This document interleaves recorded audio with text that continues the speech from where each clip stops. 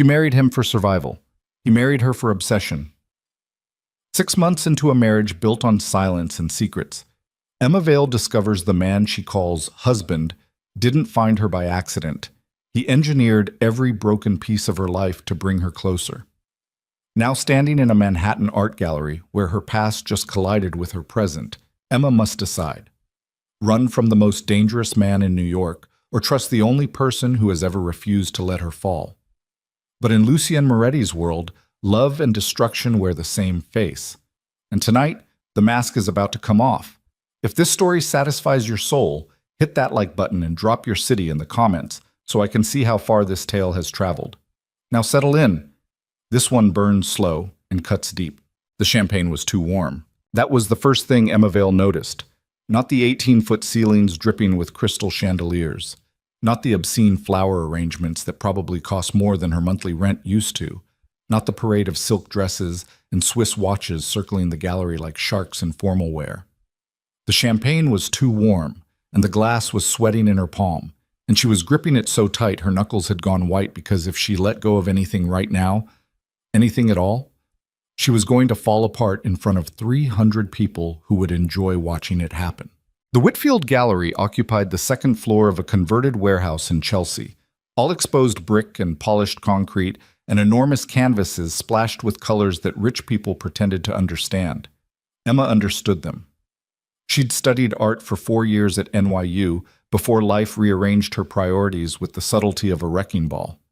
She knew the difference between technique and pretension, between a painting that bled truth and one that existed solely to match someone's living room furniture. Tonight, she didn't care about any of it. She was here because Lucian's lawyer had called that afternoon and said it would be beneficial for appearances if she attended. Something about maintaining the illusion of a functional marriage for certain business associates who would be present.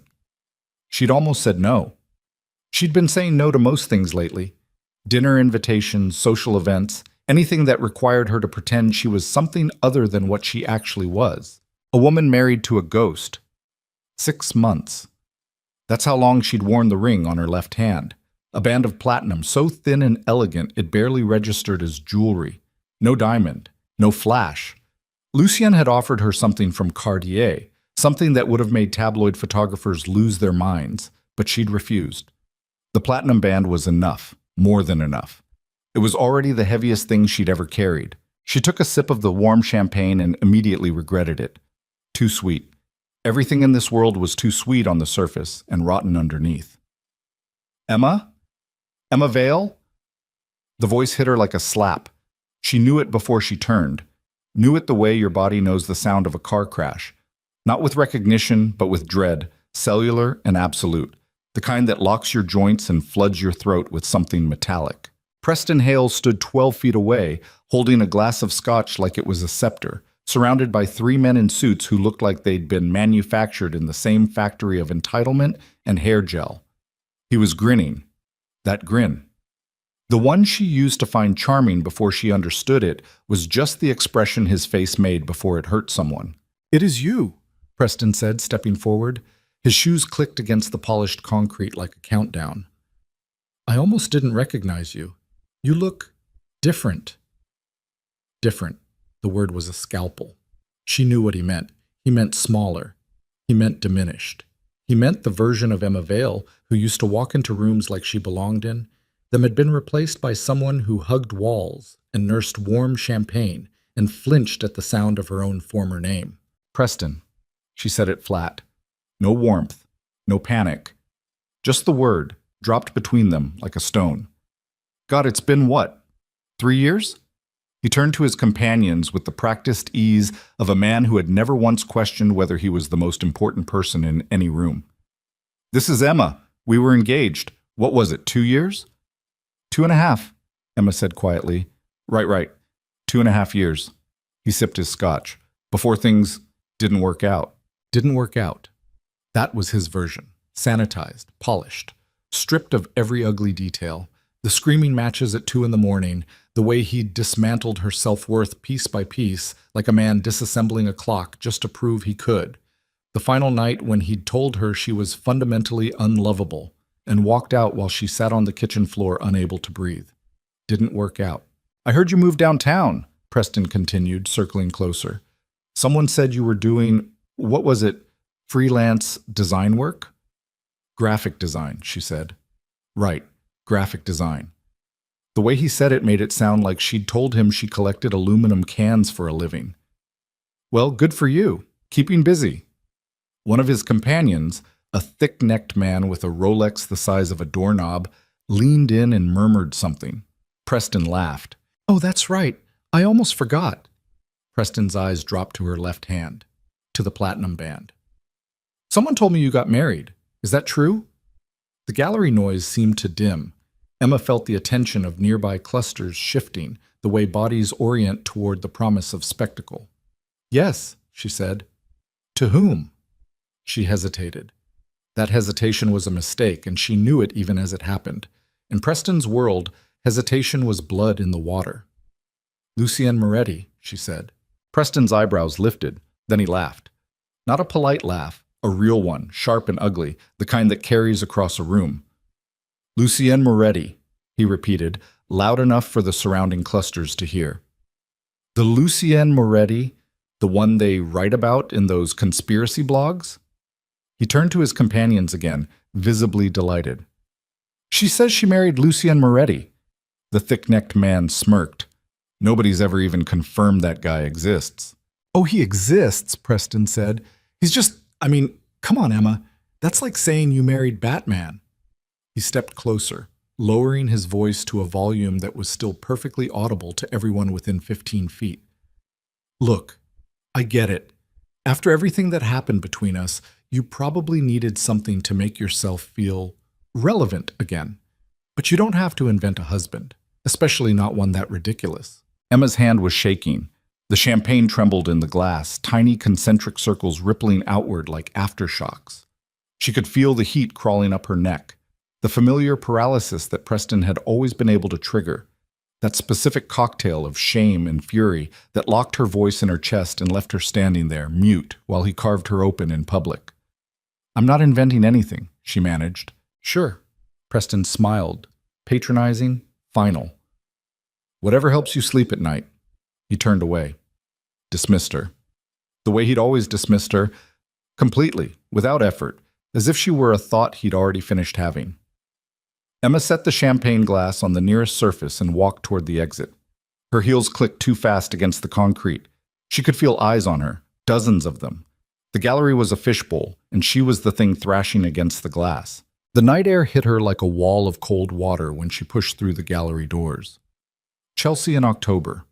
Sharp wind, the smell of wet concrete and exhaust, traffic noise rushing in to fill the silence her humiliation had left behind.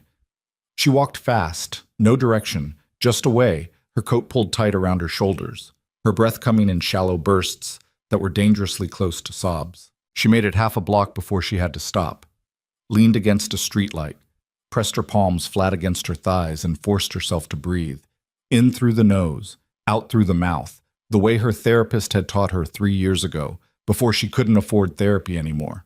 Her phone buzzed in her clutch. She pulled it out with trembling fingers. The screen glowed in the dark. One message. No name. Just a number she'd memorized but never saved, because saving it felt like admitting something she wasn't ready to admit. The message read, "Where are you?" 3 words. No punctuation, no greeting. Lucienne Moretti communicated the way he did everything, with terrifying efficiency. She typed back, "Outside the gallery. I'm leaving." The response came in 4 seconds. "Stay where you are." Emma stared at the screen. Her instinct was to argue, to tell him she didn't need rescuing, didn't need anyone, could handle Preston Hale and his smirking friends and the whole rotten ecosystem of Manhattan wealth without help. But the truth was simpler and uglier than that. She was tired. Tired of pretending she was fine. Tired of being small. Tired of standing in rooms full of people who had more money than empathy and performing a version of herself that had never existed in the first place. She stayed where she was. The convoy appeared 3 minutes later. 3 black SUVs, moving in formation, sliding through the Chelsea traffic with the kind of fluid precision that made other drivers pull to the side instinctively. They didn't honk, didn't flash lights, just materialized, dark and gleaming, pulling to the curb in front of Emma like predators arriving at a feeding ground. The rear door of the middle vehicle opened. Lucien Moretti stepped out. Emma had seen him exactly 4 times since their wedding, a courthouse ceremony that lasted 11 minutes and involved no guests, no flowers, no kiss. Each time, the effect was the same. Not attraction, exactly. Something more primal. Something that lived in the part of her brain responsible for recognizing threats. He was tall, not dramatically so, maybe 6'1", 6'2", but he carried his height the way certain men carry weapons, with awareness, with intent. His suit was black, immaculately tailored, the kind of garment that cost more than a car and looked like it had been painted onto his body. His hair was dark, pushed back from a face that was handsome in the way a blade is handsome. Precise angles, sharp edges, nothing wasted on softness. But it was his eyes that made people stop. Dark, nearly black, and completely, unnervingly still. Lucien Moretti looked at people the way a surgeon looks at an incision site, with total focus and zero sentiment. Right now, those eyes were locked on Emma. He didn't speak. He crossed the sidewalk in 3 strides, placed his hand on the small of her back. Firm, possessive, the kind of touch that communicated ownership to anyone watching, and guided her toward the gallery entrance. Lucien, I don't want to go back in there. You're going back in. Preston is in there. I know what happened. His voice was low, calm, terrifyingly measured. You're going back in. With me. Why? He paused at the gallery door, looked down at her, and for the first time since she'd met him, something shifted behind his eyes. A crack in the glass, a glimpse of something hot and barely contained beneath the frozen surface. Because no one disrespects my wife, he said, and I don't handle things in private. He pushed the door open. The gallery was still buzzing when they entered, but the buzz changed pitch the moment Lucien crossed the threshold. Emma felt it, a ripple moving through the crowd, subtle but unmistakable, like the drop in air pressure before a storm. Conversation stuttered, heads turned, bodies shifted. People recognized him. Not everyone, maybe half the room. But the half that recognized Lucien Moretti were the ones who mattered. The ones whose names appeared on buildings and hospital wings and federal investigation files, and every single one of them looked afraid. Lucien walked Emma through the gallery with his hand still pressed against her lower back. He didn't hurry, didn't scan the room. He moved with the unhurried certainty of a man who had never in his life been in a room he didn't control. Preston was still holding court near the bar when he saw them. His scotch glass froze halfway to his mouth. Emma watched the recognition hit Preston's face in stages. Confusion first, then disbelief, then something rawer, something she'd never seen in his expression before, something that looked like animal terror. Lucien stopped 6 feet from Preston. The silence that fell was surgical, absolute. Even the bartender stopped moving. You must be Preston Hale, Lucien said. His voice carried without effort. My wife tells me you had something amusing to say about our marriage. Preston's mouth opened, closed, opened again. Listen, I'm not interested in what you didn't do. Lucien took a single step closer. I'm interested in what happens next. The thick-necked companion started to move forward. One of Lucien's security detail, a massive man who had appeared from nowhere, placed a hand on the companion's shoulder. Not forcefully, just enough. The companion sat down on a bar stool that hadn't been offered to him. I understand you and Emma have a history, Lucien continued, his tone conversational in a way that was somehow worse than shouting. That history is over permanently. If you speak to her again, at a gallery, at a restaurant, on a sidewalk, in a dream, you and I will have a different kind of conversation, the kind that doesn't happen in public. He paused. Are we clear? Preston's face had gone the color of old paper. We're clear. Good. Lucien placed his hand on Emma's waist. Enjoy your evening. He turned, walked Emma toward the far end of the gallery, didn't look back. Emma's heart was hammering so hard she could feel it in her teeth. Her legs felt disconnected from her body, moving on autopilot while her mind raced through what had just happened. The entire exchange had lasted maybe 90 seconds. Preston Hale, The man who had made her feel invisible for 3 years had just been reduced to a stammering, pale-faced ghost by a man she'd married for money. No, not for money. For survival. That distinction mattered, even if she was the only one who understood it. Lucien guided her to a quiet corner of the gallery, away from the crowd, near a massive abstract painting that was all dark reds and violent blacks. He released her waist, stepped back, gave her space. "You're shaking," he said. "I'm fine." "You're not fine. You're shaking and you've been crying." "I wasn't crying."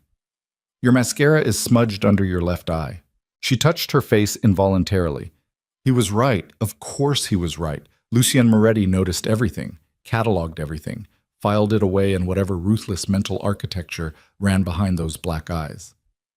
"Thank you," she said. The words tasted strange. She wasn't sure she meant them. "Don't thank me." He adjusted his cufflink, a subtle, habitual motion she'd noticed during their few interactions. "That man won't bother you again." "You don't know that." "I do." The certainty in his voice was absolute, not boasting, not threatening, just stating a fact, the way someone might say the sun will rise tomorrow. Emma studied him. In the gallery light, the angles of his face were sharper than she remembered. There were faint shadows under his eyes that suggested he slept even less than she did. A thin scar crossed his left eyebrow. She hadn't noticed it before. Had it always been there? "Why did you come?" she asked. "You were at an event I should have attended. You were there alone. That was my oversight." "That's not an answer." "It's the answer I have." She waited. He didn't elaborate. That was the thing about Lucien Moretti. He used words the way a miser used money, only when absolutely necessary, only in exact denominations. Everything else was silence and observation, and the silence was always heavier than whatever he might have said. "I want to go home," Emma said. "Which home?" The question stopped her. She had two, technically. The small studio apartment in Brooklyn that she'd been living in since the marriage, separate from Lucien, as their arrangement dictated, and the Moretti penthouse in Tribeca, which she'd visited exactly once for 20 minutes to sign documents. "My apartment," she said. He nodded, extended his arm toward the exit. "After you." The ride to Brooklyn was silent. Emma sat in the back of the SUV with Lucien beside her, close enough that she could smell his cologne, something dark and woody, expensive without being aggressive. A driver and a front-seat security operative occupied the front. Nobody spoke. The city scrolled past the tinted windows like a film she'd seen too many times. She stared at her reflection in the glass. Pale skin, dark circles, brown hair pulled into a twist that was already coming undone. She looked tired. She was tired. She'd been tired for 3 years, and the 6 months of marriage hadn't changed that. Had, if anything, added a new layer of exhaustion to the existing ones. "Your paintings," Lucien said, breaking the silence so suddenly that Emma flinched. "The ones you used to display in your old apartment. What happened to them?" She turned to look at him. "How do you know about my paintings?" "Answer the question." "I put them in storage." "Why?" "Because I couldn't afford to keep them anywhere else after the eviction." "That's the practical reason. What's the real one?" Emma felt something tighten in her chest. The real reason was uglier. The real reason was that Preston had stood in front of her largest painting, a mixed media piece she'd spent 4 months on, layers of acrylic and charcoal and torn paper that represented something she couldn't articulate in words, and told her it looked like something a child would make during a tantrum. She'd never looked at her work the same way after that. "They're not very good," she said. Lucien was quiet for a long moment, then, "You're wrong about that. You've never seen them." He didn't respond, just looked out his window at the Brooklyn Bridge lighting up the dark water below, and in the silence, Emma felt something cold move through her stomach. He knew about her paintings. He knew they existed, knew she used to display them, knew enough to ask about them specifically. The details of their arrangement had been clear. 2 years of marriage, separate lives, minimal contact. He wasn't supposed to know these things. He wasn't supposed to know anything about her beyond what the prenuptial documents contained. But Lucien Moretti, she was beginning to understand, did not limit himself to what he was supposed to know. The SUV pulled up in front of her Brooklyn walk-up. a 5-story pre-war building with a crumbling facade and a buzzer system that worked about 60% of the time. It was objectively the last place anyone would expect the wife of Lucien Moretti to live, and that was exactly why she'd chosen it. "Thank you for the ride," she said, reaching for the door handle. "Emma," she stopped. "The arrangement we made," Lucien said, his voice careful, measured, each word selected like ammunition. "I want to renegotiate." "Renegotiate what?" "The terms. Specifically, the separation clause. We agreed to live separately. That was the deal. The deal was made under certain assumptions. Some of those assumptions have changed." "Changed how?" He turned to face her fully. In the dim interior of the SUV, his eyes caught the streetlight bleeding through the tinted glass, and for a moment they looked almost human, almost warm. "I'd like you to consider moving into the penthouse," he said. "Not as a requirement, as an option." "Why?" "Because after tonight, certain people know you exist. They know you're connected to me. Your current living situation offers no security. None. I've been fine here for 6 months. 6 months during which your connection to me was invisible. That invisibility ended tonight. You walked back into that gallery on my arm in front of 300 people, half of whom have reasons to either fear me or want something from me. Your name is now associated with mine publicly. That changes your risk profile considerably." Risk profile. He said it like he was discussing an investment portfolio, not her life. But underneath the clinical language, Emma detected something else. Something tight and controlled, like a man gripping a steering wheel too hard on black ice. "You're asking me to live with you," she said flatly. "I'm asking you to let me protect you. Those aren't the same thing. In my world, they are." She looked at him for a long time. The streetlight shifted as a truck rumbled past, and shadows moved across his face like weather. "I'll think about it," she said. "Take your time." A pause. But not too much time. She opened the door, stepped out into the cold. The SUV didn't pull away until she was inside the building, up the stairs, and had turned the deadbolt on her apartment door. She knew because she checked. He waited. Whatever else Luciana Moretti was, dangerous, obsessive, operating in a world she didn't understand, he waited until she was safe. Emma leaned against her apartment door and pressed her palms against her eyes. The apartment was small and dark, a railroad layout with a kitchen that doubled as a hallway and a bedroom window that faced a brick wall. She'd hung nothing on the walls. No photos, no art, nothing personal. She'd moved in 6 months ago with 2 suitcases and the unconscious intention of making the space as temporary looking as possible, as if she might need to disappear at any moment, which, given her husband's line of work, wasn't entirely irrational. She kicked off her heels and sank onto the couch. The cushions were second-hand, bought from a guy on Craigslist who swore they came from a smoke-free home, despite the faint scent of menthol that still clung to the fabric. She pulled a blanket over her legs and stared at the ceiling. Her phone buzzed again. She looked at the screen. "Lucien, lock the second deadbolt, the one at the top of the door." She stared at the message, turned to look at her front door. There were 2 deadbolts, one at standard height, one near the top that she never used because it was stiff and required both hands. He knew about the second deadbolt. He knew the layout of her apartment. She stood up, crossed the room, and locked the second deadbolt. Then she typed back, "Done." No response. She sat back on the couch, pulled the blanket tighter, and tried to catalog what she knew about the man she'd married. His name was Lucien Moretti. He was 36 years old, born in New York. Parents deceased. She didn't know how. He ran a vast network of businesses, some legitimate, many questionable, most invisible. The internet offered almost nothing about him. No social media, no press interviews, no public photographs. A few conspiracy blogs and organized crime forums mentioned his name, always in whispers, always accompanied by the kind of speculation that could either be paranoid fantasy or terrifying truth. He was wealthy beyond comprehension. That much was obvious from the penthouse, the convoy, the security detail, the way an entire gallery full of billionaires had gone silent at his entrance. He was also, she was increasingly certain, extremely dangerous. Not in the way Preston had been dangerous, petty, psychological, the cruelty of a small man who needed to diminish others to feel large. Lucien's danger was structural, architectural. built into the foundation of who he was, inseparable from his identity, the way a wolf's teeth are inseparable from its jaw. And yet, he'd come for her tonight, not because their arrangement required it, not because there was any contractual obligation to rescue her from an ex-boyfriend's cruelty. He'd come because she was upset, and he knew, and he'd showed up in 3 minutes flat with a convoy of armored vehicles and a level of quiet fury that had made Preston Hale look like a child caught stealing.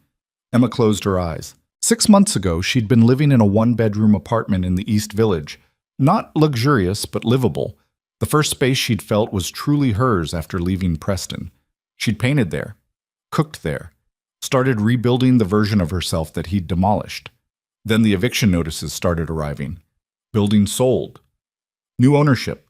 All tenants out within 60 days. She'd scrambled, applied to dozens of apartments, got rejected over and over. Credit issues, insufficient income, no consignor. The graphic design work was steady, but not enough, and her savings had been decimated by the breakup with Preston, who'd somehow ended up with most of their shared finances despite contributing none of the shared effort. Then the lawyer had appeared. A silver-haired man named Castellano, immaculate suit, soft voice, sitting across from her at a diner in the East Village like he belonged there, which he absolutely did not. "My client has a proposition," Castellano had said, sliding a manila envelope across the Formica table. "Who's your client?" "Mr. Lucien Moretti." "I don't know who that is." "That's by design. Mr. Moretti is a private man. He requires a wife for reasons related to certain business and family obligations, and he's prepared to offer a considerable arrangement in exchange." Emma had almost laughed, had almost stood up and walked out. The whole thing sounded like the plot of a bad movie. Rich stranger offers marriage contract to desperate woman. It was absurd, predatory, exactly the kind of thing she should have run from. But she was 3 weeks from homelessness. Her credit cards were maxed. Her mother in Ohio was already supporting Emma's younger sister through nursing school and couldn't help. And the manila envelope contained numbers that made her vision blur. $2 million, deposited in installments over 2 years, plus housing, plus health insurance, plus a security guarantee that Castellano described as comprehensive. In exchange, a legal marriage, separate residences, no physical requirements of any kind, minimal public appearances, and complete confidentiality. "Why me?" Emma had asked. Castellano had smiled, a careful, practiced smile that revealed nothing. "Mr. Moretti has his reasons." "That's not an answer. It's the answer I'm authorized to provide." She'd taken the envelope home, read it 17 times, called her sister, told her she'd met someone, lied about the details with the kind of fluency that frightened her. Then she'd called Castellano back and said yes. The courthouse ceremony was perfunctory. A judge who didn't make eye contact, Castellano as witness. Lucien in a dark suit, his expression unreadable, his handshake firm when they were introduced, and his voice even when he said, "I do," with all the emotional weight of a man confirming a lunch reservation. They'd signed the papers. He'd given her the platinum band. She'd given him a ring she'd bought at a pawn shop for $40. Plain gold, slightly scratched. He'd looked at it for a long moment, then slid it onto his finger without comment. Then he'd left. No reception, no photographs, no conversation about the future beyond what the documents already specified. That was 6 months ago. In the intervening time, the deposits had appeared in her account like clockwork. The health insurance materialized. A phone number was provided for emergencies. And Lucien Moretti became a name on a marriage certificate that she kept in a fireproof lockbox under her bed, as though hiding it might make the whole arrangement less real. Now she lay on her second-hand couch in her tiny Brooklyn apartment, wearing a dress she'd bought at a consignment shop specifically for tonight's gallery event, listening to the building's ancient pipes groan in the walls, and tried to reconcile what she knew with what she'd just experienced. He'd come for her. He'd known about her paintings. He'd known about the second deadbolt, and he'd asked her to move in. Sleep didn't come easy that night. Every time she closed her eyes, she saw Lucian's face in the gallery. Not the mask of control he'd worn while dismantling Preston, but the moment before. The crack. That glimpse of something volcanic behind the ice. Around 2 in the morning, she gave up on sleep and made coffee. sat at her kitchen counter with her laptop and typed his name into a search engine. The results were the same as they'd always been. Almost nothing. A few corporate registrations for holding companies. A single mention in a Financial Times article about European banking buried in the 14th paragraph, citing the Moretti family's historical influence in transatlantic finance. No photos. No interviews. No social media presence. Then she found the forums, buried in the deep corners of the internet, on sites she had to use a VPN to access. She found threads about the Moretti family that read like fiction. Old money connected to organized operations across 3 continents. Lucien's father, allegedly a figure of enormous underworld influence who died under circumstances that varied depending on who was telling the story. Car accident, poisoning, execution, suicide. Lucien taking control at 23, consolidating power, eliminating rivals, building something that operated in the space between legitimate business and something much darker. None of it was verified. None of it could be. That was the point. The Morettis existed in a space where rumor and reality were indistinguishable, and both were equally effective at keeping people afraid. Emma closed the laptop. Her coffee had gone cold. She was married to this man. She'd accepted his money, worn his ring, and walked back into that gallery tonight on his arm, in front of people who feared him enough to go silent at his entrance. Whatever distance she'd maintained over the past 6 months, the separate apartments, the minimal contact, the careful fiction that this was just a business arrangement, that distance had collapsed tonight. Preston Hale had forced the issue, but Lucien had finished it, and now she had a choice. Her phone sat dark and silent on the kitchen counter. No new messages, but she could still feel the weight of his last text. Lock the second deadbolt, sitting in her chest like a stone. He knew things about her that he shouldn't know. He cared about her safety in ways the arrangement didn't require. And he'd looked at her tonight with something behind his eyes that terrified her more than Preston ever had. Because Preston's cruelty was predictable. Lucien's intensity was not. At 4 a.m, Emma stood at her bedroom window, staring at the brick wall 3 feet away.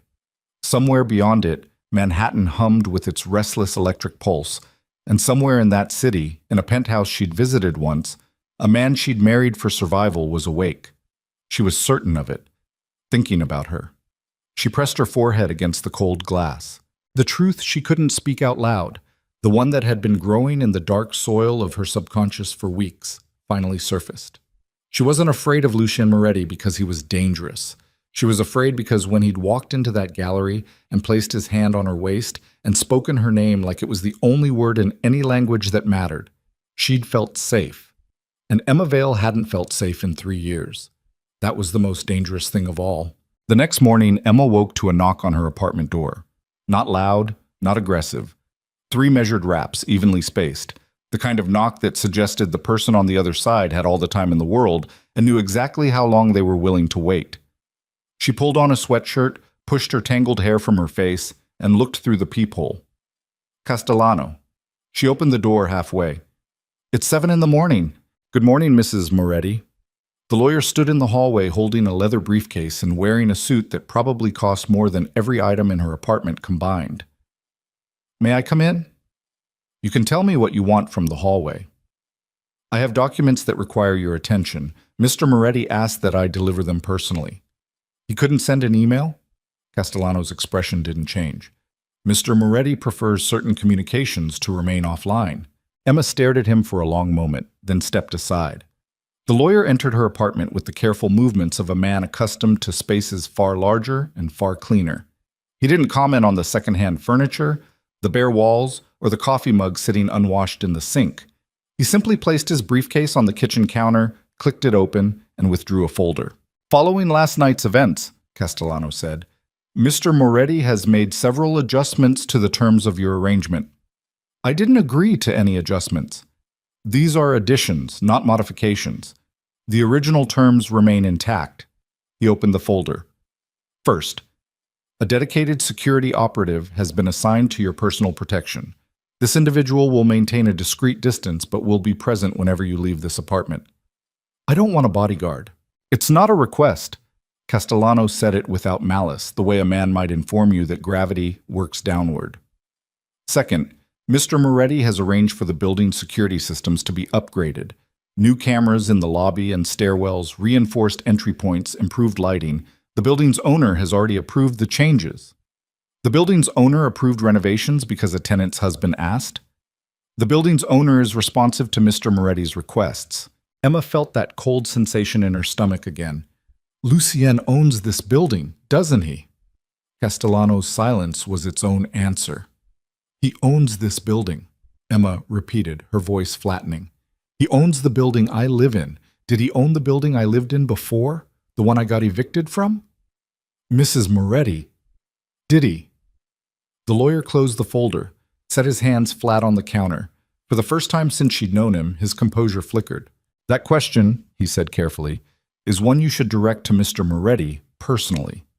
The cold in Emma's stomach turned to ice. She looked at Castellano, at his careful suit and careful face and careful hands, at the folder of documents that represented Lucien's latest attempt to draw the walls tighter around her life, at the apartment that she now realized might never have been hers, might have been, from the very beginning, just another room in a cage designed by a man who didn't ask for permission because he didn't believe he needed it.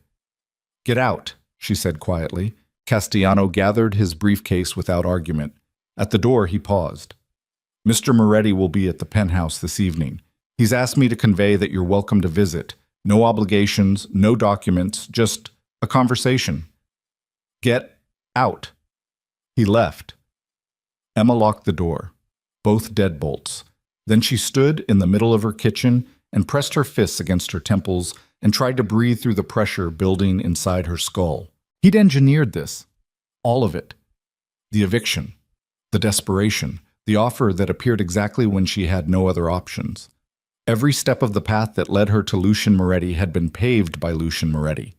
And she'd walked it gratefully, never once questioning why a man who could have any woman in the world had chosen a broken graphic designer with smudged mascara and paintings she was too afraid to show anyone. She should be terrified. She should call a lawyer, a real one, not Castellano, someone who worked for her instead of him, and start the process of extracting herself from this arrangement before it swallowed her whole. She should run.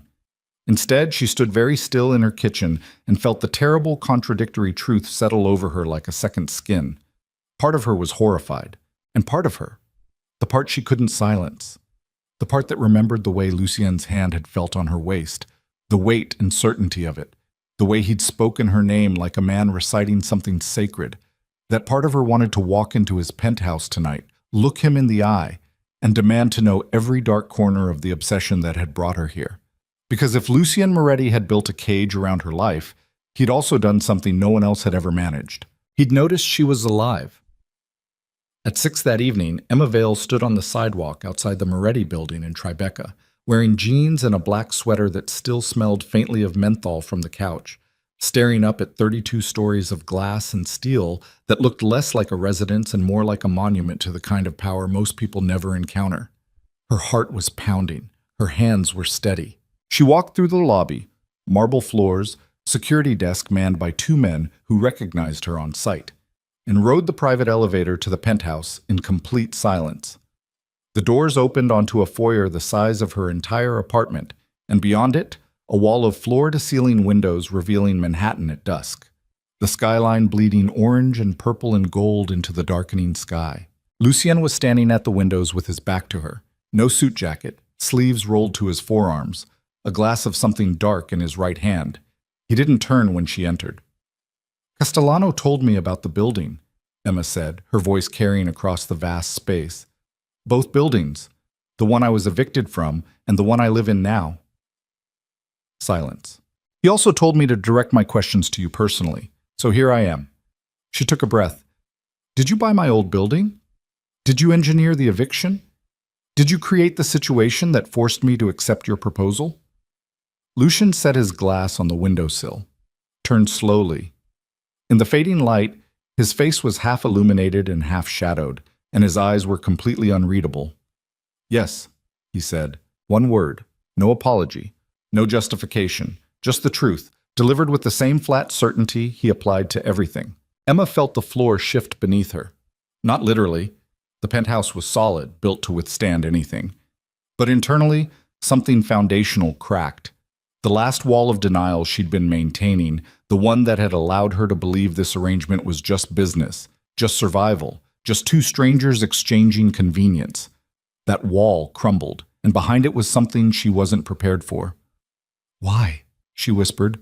Lucien crossed the room toward her, stopped 4 feet away, close enough that she could see the scar through his left eyebrow, the faint stubble along his jaw, the tension in his shoulders that belied the calm of his voice. "Because I saw you," he said. 8 months before Castellano approached you, at the Children's Hospital on East 68th, you were reading to a boy, 7, maybe 8 years old.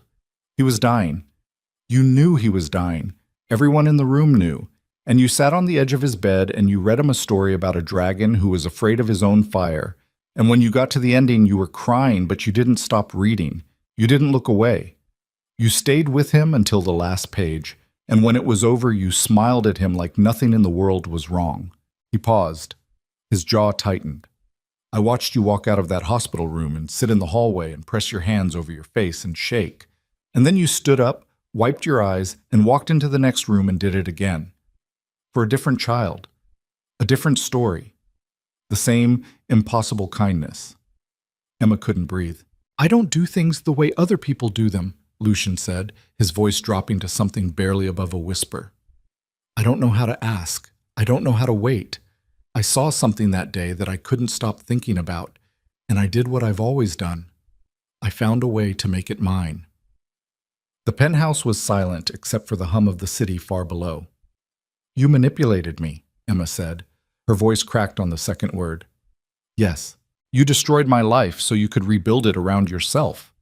"Yes. And you think that's acceptable?" He held her gaze. "No. I think it's what I did. And I think you deserve to know." Emma stood in the penthouse of the most dangerous man she'd ever met, surrounded by wealth she couldn't comprehend, wearing jeans that still smelled like someone else's cigarettes, and felt the world divide itself into two clean halves. In one half, she walked out, called a lawyer, filed for annulment, took whatever money she'd already received and disappeared into a life that was small and safe and entirely her own. In the other half, she stayed. Not because she forgave him, not because she understood him, but because for the first time in 3 years, someone had looked at her, really looked, and seen something worth destroying a world to possess. The city burned beneath the windows like an electric ocean, and Emma Vale, standing at the exact center of a choice that would define everything that came after, opened her mouth to speak, and the penthouse phone rang. Lucien's expression changed instantly. The vulnerability vanished, replaced by something cold and operational. He crossed to the phone in 3 strides, answered, listened for 6 seconds, and hung up. When he turned back to Emma, the man who'd just confessed his obsession was gone. In his place was someone harder, sharper, running calculations she couldn't follow behind eyes that had turned to black glass. "You need to stay here tonight," he said. "What? Why?" "Someone just tried to kill Castellano." The word hung in the air like gun smoke. Castellano. Emma's mind stuttered, trying to process. Castellano. The silver-haired lawyer who had sat in her kitchen 7 hours ago with his immaculate suit and his measured composure and his briefcase full of documents. The man who had brokered her marriage. The man who had walked out of her apartment this morning and disappeared into the city like he'd done 1,000 times before. Someone had tried to kill him. "Is he alive?" Emma asked. Lucien was already moving. He crossed the penthouse in long, precise strides, pulling his phone from his pocket, pressing it to his ear. He spoke in rapid Italian, clipped, commanding, a language she didn't understand but whose tone needed no translation. Orders. He was giving orders. "Lucien, is Castellano alive?" He covered the phone with his palm. "He's in surgery. That's all I know." He turned away, resumed the call. His voice dropped lower and she caught a single English phrase buried in the Italian. "Find out who." Emma stood in the middle of the penthouse foyer with her arms wrapped around herself and watched the man she'd married transform in real time.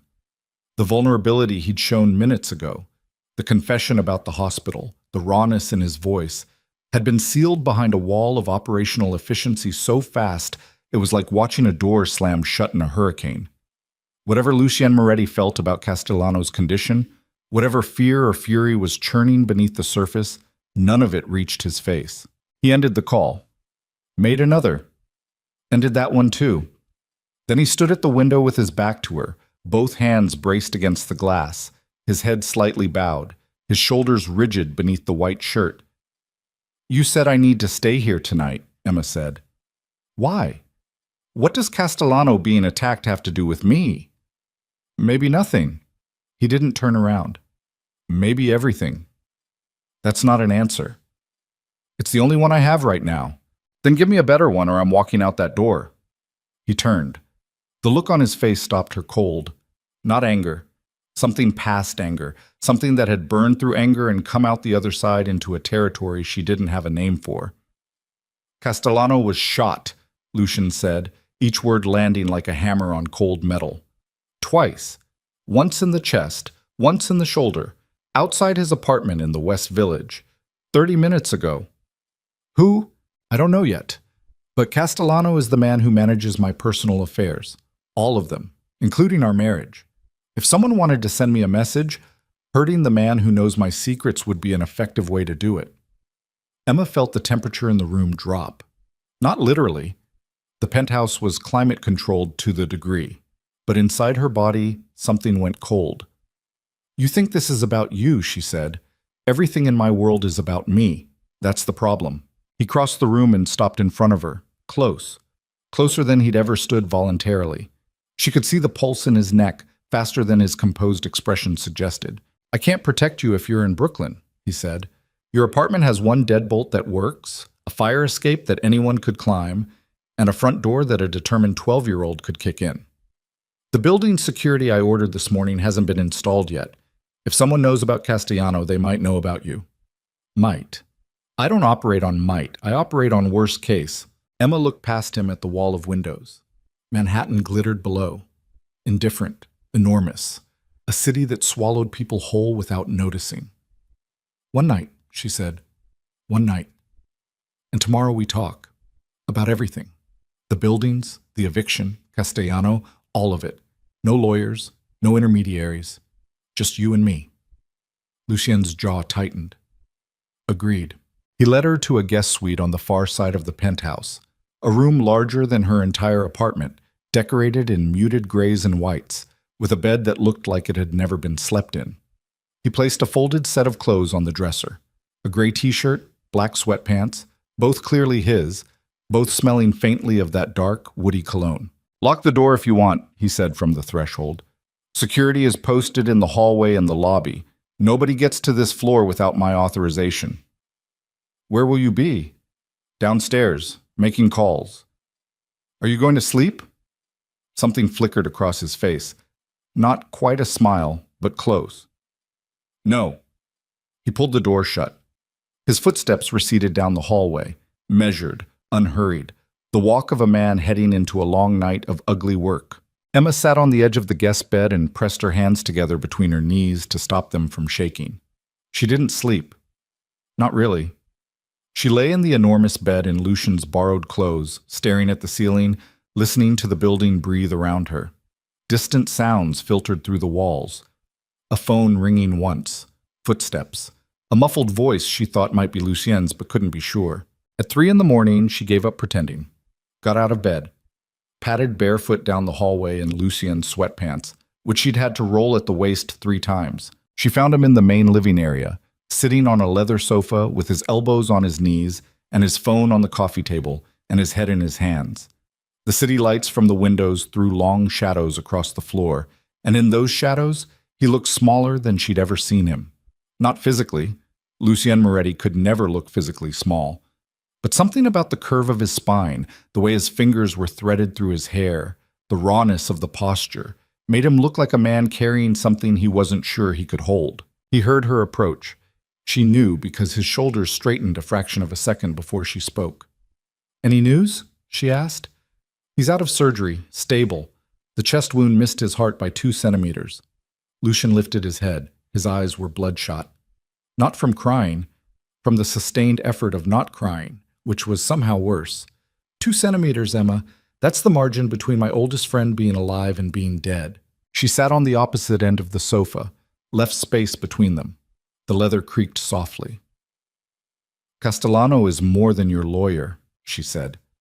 It wasn't a question. He was my father's lawyer first, then my father's friend, then mine. He's the only person alive who knew my mother. Lucien's voice cracked on the last word. He covered it by clearing his throat, but the damage was done. She'd heard it. "Do you know who did it?" "I have theories, none I'm willing to share with you." "Why not?" "Because knowing who threatens me means knowing who might threaten you. I'd rather you didn't carry that." "You don't get to decide what I carry." He looked at her. Really looked. The bloodshot eyes, the stubble shadowing his jaw, the rigid set of his mouth. All of it softened just enough for her to see the man underneath. The one who'd confessed his obsession earlier tonight in the same room. The one who'd watched her read to dying children and decided she was worth ruining a life for. "You're right," he said quietly. "I don't." Silence settled between them. The city hummed below. A siren wailed somewhere in the distance, dopplering away into nothing. "His name is Victor Corsetti," Lucien said. "He runs operations in the port of Newark, shipping, logistics, the kind of logistics that involves containers nobody inspects. We had an arrangement, territorial, financial, mutually beneficial. 6 weeks ago, I ended it." "Why?" "Because he started moving things I won't move. Children, Emma. Corsetti was trafficking minors through the port, and when I found out, I shut him down. Seized his assets, burned his supply chain, cost him roughly $40 million in a single week." Emma's stomach turned. "And now he's retaliating." "Castellano was a message, a warning shot. Corsetti doesn't have the infrastructure to come at me directly. Not yet. So he's picking off the periphery, testing how I respond." "And how will you respond?" Lucien's expression hardened into something she hadn't seen before. Not anger, not calculation, but something older and colder. The face of a man who'd grown up inside violence and learned its grammar before he learned anything else. "Decisively," he said. The word landed like a blade on stone. Emma pulled her knees to her chest. The sweatpants were too big and bunched around her ankles. She looked absurd, barefoot, drowning in a dangerous man's clothes, sitting on a sofa that cost more than her annual income, discussing organized crime at 3 a.m. as though this were normal. None of this was normal. "You asked me earlier why I came tonight," she said. "To the penthouse." "I remember. I came because I needed to understand what you are. Whether you're the man who confessed to manipulating my entire life, or the man who came to rescue me at a gallery, or the man who waited until I locked both deadbolts before driving away. I needed to know which one was real. They're all real. That's the problem." Lucien leaned back, stared at the ceiling. His throat moved as he swallowed. "My father was not a good man," he said. "He was brilliant, strategic. He built everything I currently control from nothing, from a single shipping company operating out of a warehouse in Red Hook. He turned it into an empire, and he did it by being willing to do things other people weren't. Terrible things, necessary things, things that kept his family alive and his enemies afraid." He paused. "My mother was the opposite, quiet, kind. She painted, watercolors mostly, landscapes of places she'd never been. She hung them in every room of our house, and my father never took them down. Even after she died, he left them exactly where they were. Dusty frames, fading colors. He'd walk past them every morning and touch the corner of the one nearest the kitchen. Just a tap, like a habit he couldn't break." Emma watched his face. The muscles around his eyes were tight, holding something back. "When I saw you at the hospital," Lucien said, "reading to that boy, crying and smiling at the same time, I saw her, my mother, the same impossible combination of softness and strength, and something in me broke. The part that was supposed to keep people at a distance, the part my father spent years building, it just cracked. So you stalked me." He flinched, barely, a twitch at the corner of his mouth, the kind of micro-expression most people would miss. But Emma was watching closely now, mapping every fracture in his composure, and she caught it. "I investigated you," he said. "I learned everything I could, and then I created conditions that would bring you to me. Yes." He sat forward, braced his elbows on his knees again. "I won't insult you by calling it something it wasn't. Good. Because it was manipulation. It was control. It was exactly the kind of thing Preston did to me, just with better resources. That one hit. She saw it land, saw his body absorb the comparison like a physical blow, his shoulders pulling back, his fingers curling into loose fists against his thighs. "Don't compare me to him," Lucian said. His voice was low and dangerous. "Why not? He controlled me with words. You controlled me with money and real estate. The method changes. The result is the same. I ended up exactly where someone else wanted me, with no say in how I got there. The result is not the same." Lucian stood, paced to the window. His reflection stared back at him from the dark glass, a ghost version of himself, transparent, layered over the glittering city. "Preston diminished you. He made you smaller. Everything I did, twisted, manipulative, wrong, was designed to give you more. More space, more security, more freedom to become whoever you wanted to be." "Freedom?" Emma laughed, and the sound was sharp and humorless. "You engineered my eviction. You destroyed the one stable thing in my life so you could swoop in with a contract and a checkbook. That's not freedom, Lucian. That's a hostage negotiation where the hostage doesn't know she's been taken." He turned from the window. His face was stripped bare now. No mask, no calculation, just raw, exposed need, and the terrifying knowledge that the woman he'd schemed to possess might be right about everything. "Then leave," he said. The words dropped between them like a grenade.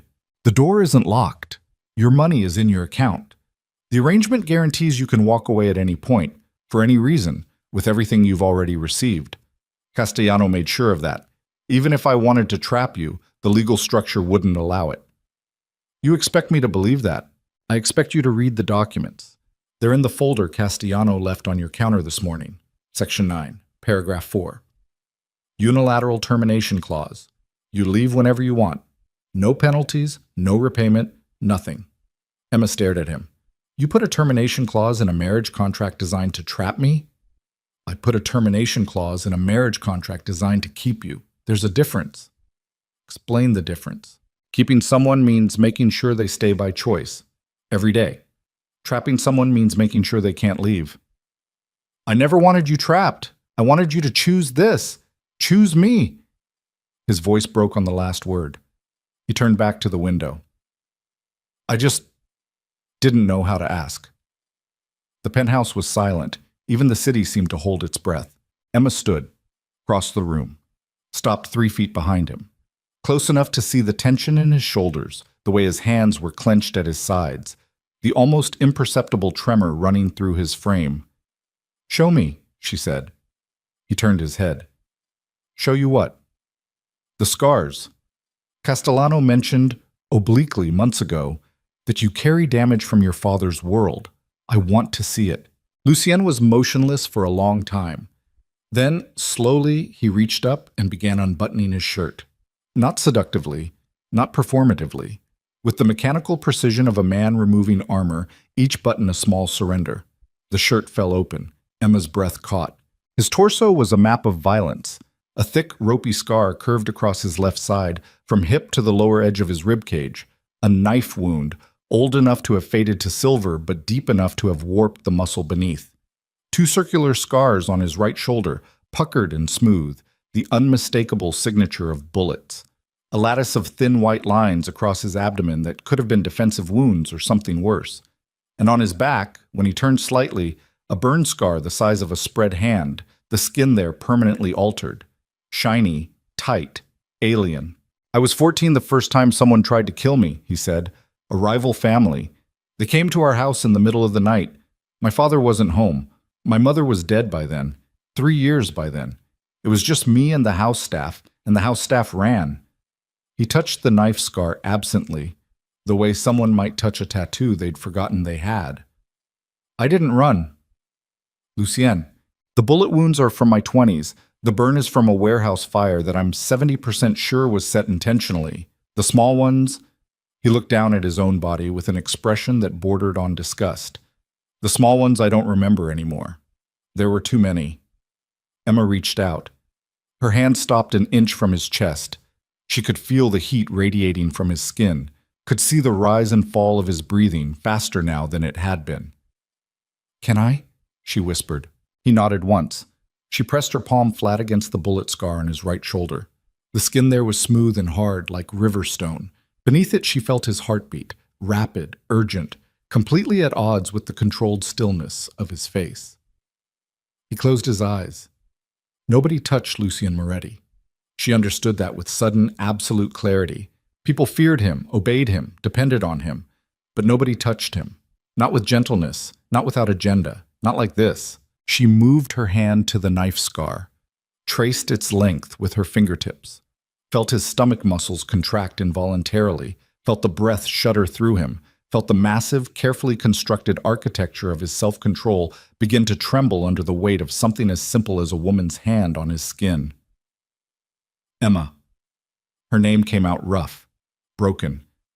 If you don't stop, I won't be able to… To what? To let you leave. If you touch me like this and then walk out tomorrow, I will spend the rest of my life trying to feel this again. And I will destroy everything in my path to get it. She pulled her hand back, not because she was afraid, because she believed him absolutely. They stood in the dark penthouse with Manhattan burning below them and the weight of everything unspoken pressing against the walls. I'm not leaving tomorrow, Emma said. Lucien opened his eyes. The look in them was something she would carry forever. Not hope, exactly, but the place where hope lives before it's been given permission to exist. But I'm not forgiving you either, she said. Not yet. Maybe not ever. You took something from me, my autonomy, my choice, and I need you to understand that no amount of renovation or security or confessions in the dark is going to erase that. I understand. Do you? Because the man who bought my building and engineered my eviction didn't seem particularly concerned with my autonomy. That man was operating on instinct, on need. He saw something he wanted and took the most direct path to it. He was wrong. And the man standing in front of me now, Lucien held her gaze. The man standing in front of you now is terrified, because for the first time in his life, the thing he wants most is something he can't take. He can only receive it, and he has no idea how to do that. Emma felt something crack inside her chest. Not break, crack. The way ice cracks on a river in early spring. The structure still holds, but the fracture is there, and eventually the water will find its way through. Her phone rang. She'd left it on the coffee table. They both looked at it. The screen glowed in the dark room. An unknown number. Lucien's expression changed. The vulnerability vanished. The operational mask snapped back into place. Don't answer that, he said. It might be… Don't. The phone stopped ringing. 5 seconds later, a text appeared from the same unknown number. Emma crossed the room and looked at the screen. The message was 4 words. Ask him about Elena. The blood drained from Emma's face. She held the phone up so Lucien could see the screen. His reaction was instantaneous and devastating. Every remaining trace of warmth, of openness, of the man who'd just confessed his terror at being vulnerable, all of it died. What replaced it was something Emma had never seen before. Not anger, not fear. Something beyond both. A stillness so complete and so absolute that it felt like standing next to a bomb in the half-second before detonation. Who is Elena? Emma asked. Lucien didn't answer. He took the phone from her hand, stared at the message, and then did something that frightened her more than anything that had happened in the past 12 hours. He sat down, not on the sofa, on the floor. Right there, in the middle of the penthouse, a man who controlled an empire worth billions, who made politicians nervous and criminals disappear. He sat on the floor with his back against the base of the sofa and his hands hanging between his knees and his head bowed forward, and he went absolutely still. Lucien. Emma knelt beside him. Who is Elena? When he finally spoke, his voice was a sound she'd never heard from him before. Hollow, scraped clean, the voice of a man who'd just been gutted by 4 words on a screen. My daughter, he said. My daughter. The words hit the floor of the penthouse like a body dropping from a great height. Emma knelt beside Lucien, her knees pressing into the cold hardwood, her hands frozen in her lap, her mind scrambling to rearrange everything she thought she knew about the man she'd married into a shape that included a child. A daughter. He had a daughter. How old? Emma's voice came out thin. Barely there. Lucien didn't lift his head. His hands hung between his knees, fingers loose, palms up. The posture of a man who had stopped holding things together and was letting the pieces fall where they wanted. 4. She turned 4 in September. Where is she? Safe. That's not what I asked. It's what I can give you right now. Emma sat back on her heels. The penthouse hummed with the distant vibration of a building designed to keep the world out, and the silence between them was so total she could hear his breathing, shallow, controlled, the breathing of a man managing something enormous behind his ribs. You have a 4-year-old daughter, Emma said, and each word landed separately, like stones dropped into still water.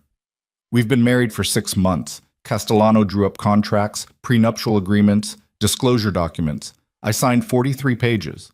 43. And not one of them mentioned a child. Lucien lifted his head. His eyes were dry but devastated. Not red, not swollen, just emptied. Gutted from the inside. The eyes of a man who had just watched his most protected secret get ripped open by 4 words on a stranger's phone.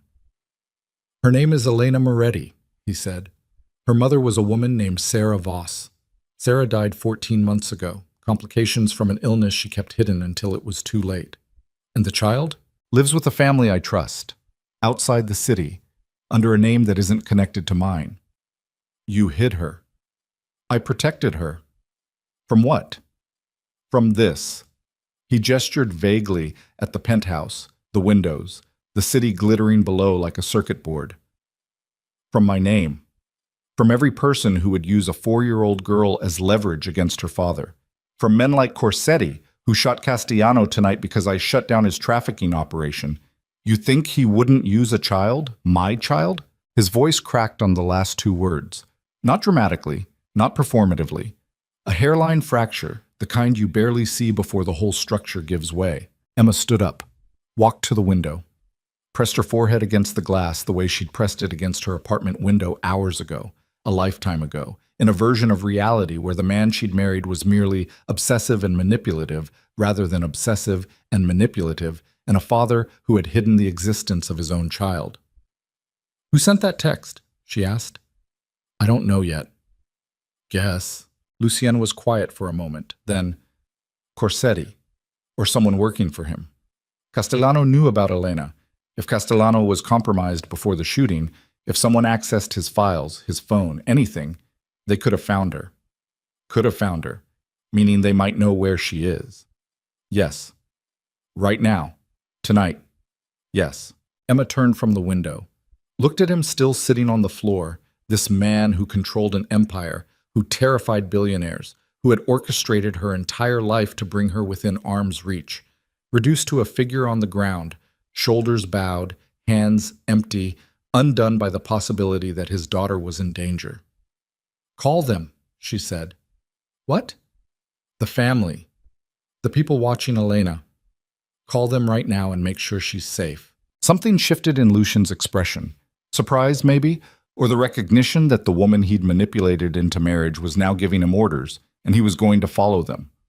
He pulled his phone from his pocket and dialed, listened. His jaw worked silently as the line rang once, twice, 3 times. Someone answered. Lucien spoke in low, rapid Italian. The conversation lasted less than a minute. Emma watched his face for cues and saw the tension release from his shoulders by increments. Not all of it, not even most of it, but enough. He ended the call. She's fine, sleeping. Security has been doubled. Good. Emma crossed her arms. Now tell me everything. And I mean everything, Lucien, because I have stood in this penthouse tonight and absorbed more lies and revelations than most people process in a year. And I am exactly one more surprise away from walking out that door and never coming back. He looked up at her from the floor. The power dynamic had inverted completely. She was standing, he was sitting, and for once the geometry matched the truth. She held the power here. Not financial power, not physical power, but something more fundamental. The power of a woman who could leave and take with her the only softness his brutal life had ever contained. Sarah and I were never together, Lucien began. He spoke slowly, choosing each word with the care of a man diffusing a device. Not in any real sense. She was an associate, smart, ambitious, connected to certain European financial networks I needed access to. We had an arrangement, brief, transactional. When she told me she was pregnant, I offered to support her fully. She refused. She wanted independence. She wanted Elena raised outside my world. And you agreed? I fought it for months. I wanted Elena with me, in my home, carrying my name. Sarah wouldn't allow it. She said, and she was right, that a child associated with the Moretti name would never have a normal life, would never be safe. So we compromised. Elena would be raised by Sarah with my financial support under Sarah's family name. I would have access, not custody, access. How often did you see her? Every 2 weeks, sometimes more. I'd drive to their apartment in Connecticut, spend a few hours, read to her, watch her draw, leave before she was old enough to understand why the man who visited never stayed. His voice caught again. He pressed the heel of his hand against his eye. When Sarah got sick, she didn't tell me. Not until the end. I found out from a mutual associate that she'd been in treatment for months. By the time I got to the hospital, she had maybe a week left. She asked me to promise 2 things. First, that Elena would stay hidden. No Moretti name. No connection to my world. Second, he stopped. His jaw clenched so hard Emma could see the muscle jump beneath the skin. Second, that I would find someone good. Someone who could be in Elena's life, not a nanny, not staff. A person who understood what it meant to love a child without conditions. Emma felt the floor tilt beneath her feet. You're saying Sarah asked you to find someone, Emma said, her voice barely controlled, and then you found me. The timeline isn't that clean. Don't manage me, Lucian. Did Sarah's dying wish play a role in you seeking me out? He met her eyes. I saw you at the hospital 3 weeks after Sarah died. I was there visiting Elena's doctor, Sarah's old pediatrician. You were in the children's ward, reading to that boy, and everything I told you earlier tonight was true. I watched you. I became obsessed. But underneath the obsession, yes. Sarah's words were in my head, find someone good. And there you were, and there. Emma's hands were shaking. She balled them into fists at her sides and felt her nails bite into her palms, and was grateful for the small, sharp pain, because it kept her anchored in a moment that was threatening to pull her under. So let me understand this, she said, and her voice was ice now, every syllable precise and frozen. You watched your daughter's mother die. She asked you to find someone for Elena. You saw me at a hospital, decided I was the one, bought my building, engineered my eviction, hired your lawyer to approach me with a marriage contract, and at no point during any of this, the courtship, the proposal, the wedding, the 6 months of marriage, did you mention that I was being auditioned for the role of mother to a child I didn't know existed? Lucian said nothing. Answer me. Everything you just said is accurate. Emma laughed. It came out ugly, a raw, scraped sound that echoed off the penthouse walls and came back to her sounding like someone else entirely. I want to hit you, she said. I have never wanted to hit another person in my life.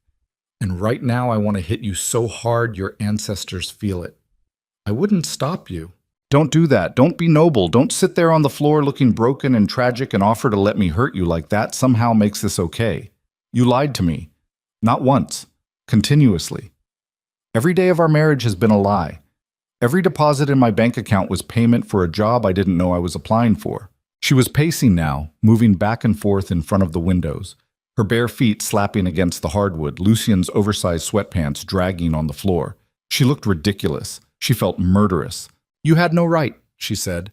You had no right to make that choice for me. If you had come to me, honestly, openly, like a human being instead of a chess player, and told me about Elena, told me what happened with Sarah, told me you were looking for someone to be part of your daughter's life, I might have said yes. Do you understand that? I might have actually chosen this. But you took that away from me. You took the choice away because you were so terrified of hearing no that you built an entire architecture of manipulation to guarantee yes. Lucian stood up. The motion was slow, effortful, as though his body had grown heavier in the last few minutes. He stood in front of her and he looked old. Not physically, not in years, but in the way a man looks when the weight of his own decisions finally becomes visible on his face. You're right, he said, about all of it. I know I'm right. And I know that knowing I'm wrong doesn't fix anything. I can't undo the buildings. I can't undo the eviction. I can't retroactively insert honesty into a process that was built on its absence. All I can do is tell you the truth now and accept whatever you do with it. The truth now. After Castellano gets shot, after someone sends me a text about a daughter you never mentioned, that's when truth becomes convenient for you? It's not convenient, it's necessary. Those aren't the same thing. In my world, they are. Stop saying that. Emma stepped closer, close enough to see the exhaustion carved into the lines around his eyes, the stubble shadowing his jaw, the scar through his eyebrow that she now noticed was slightly raised, the tissue still angry after what must have been years. Stop using your world as an excuse. Your world isn't some separate reality with different rules. You chose it. Every day you wake up and choose to be this person, the schemes, the control, the secrets. That's not a world. That's a series of decisions, and you made every single one of them. He flinched, the first real visible flinch she'd ever gotten from him. It moved through his face like a tremor, there and gone in half a second, but unmistakable. His phone rang. He didn't move, just stood there, looking at Emma, while the phone vibrated in his hand with a fury that seemed to match the room. "Answer it," she said. He answered, listened. His face changed, not gradually, instantaneously, the way a screen changes when you flip a switch. Every trace of emotion, of vulnerability, of the man who'd just been flayed open by the truth, all of it vanished, replaced by something operational, something lethal. "When?" he said into the phone. Then, "How many?" Then, "How close?" He ended the call, looked at Emma with eyes that had gone completely flat. "Corsetti's people found the house in Connecticut. The family moved Elena 20 minutes ago. She's safe. She's being relocated to a secondary location, but they breached the perimeter. They were inside the property." The words registered in Emma's body before her mind could process them. A cold wave that started in her stomach and radiated outward until even her fingertips felt numb. "They were inside the house," she repeated. "The house where your daughter sleeps." She wasn't there. She'd already been moved. "By 20 minutes. "Yes. 20 minutes, Lucien. Your 4-year-old daughter was 20 minutes from being taken by the people who shot your lawyer." He didn't answer. He didn't need to. The reality of it was written on his face in a language more honest than anything he'd said all night. Pure, uncut terror. The kind that doesn't scream or rage or pace. The kind that goes perfectly, lethally still. Emma watched him stand in the center of his penthouse. This man who controlled an empire, who manipulated lives like chess pieces, who had engineered her existence into his orbit with the precision of a military campaign.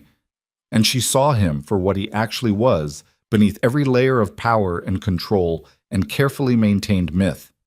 A father. A terrified father whose daughter had just come within 20 minutes of being used as a weapon against him. And in that moment, standing barefoot in his borrowed clothes in the middle of the night, something inside Emma shifted. Not forgiveness. She was light years from forgiveness. Not understanding. She still didn't understand, might never understand, the wiring of a mind that expressed love through manipulation and protection through control. But something deeper.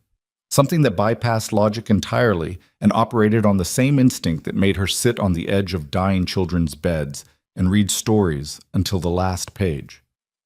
"Bring her here," Emma said. Lucien looked at her. "Your daughter, Elena. Bring her here, to the penthouse, tonight." "Emma, I don't know what I'm agreeing to. I don't know what this makes me. I don't know if I'll be here tomorrow or next week or next month. But right now, tonight, there is a 4-year-old girl being shuttled between safe houses because her father's enemies want to use her as leverage. And I am telling you to bring her somewhere she can sleep in an actual bed with actual walls around her and someone standing between her and the door." Lucien stared at her. The flat operational mask cracked, just for a second, just enough. And beneath it she saw something she had never expected to see on the face of the most dangerous man she'd ever known. Gratitude so vast it looked like grief. He dialed the phone, gave the order. And 2 hours later, at 5:17 in the morning, with the Manhattan sky turning from black to the deep bruised purple that precedes dawn, the penthouse elevator doors opened and a security operative stepped out carrying a sleeping girl in his arms. She was small, impossibly small. Dark curly hair pressed against the operative's shoulder, one tiny hand clutching a stuffed rabbit with a missing ear.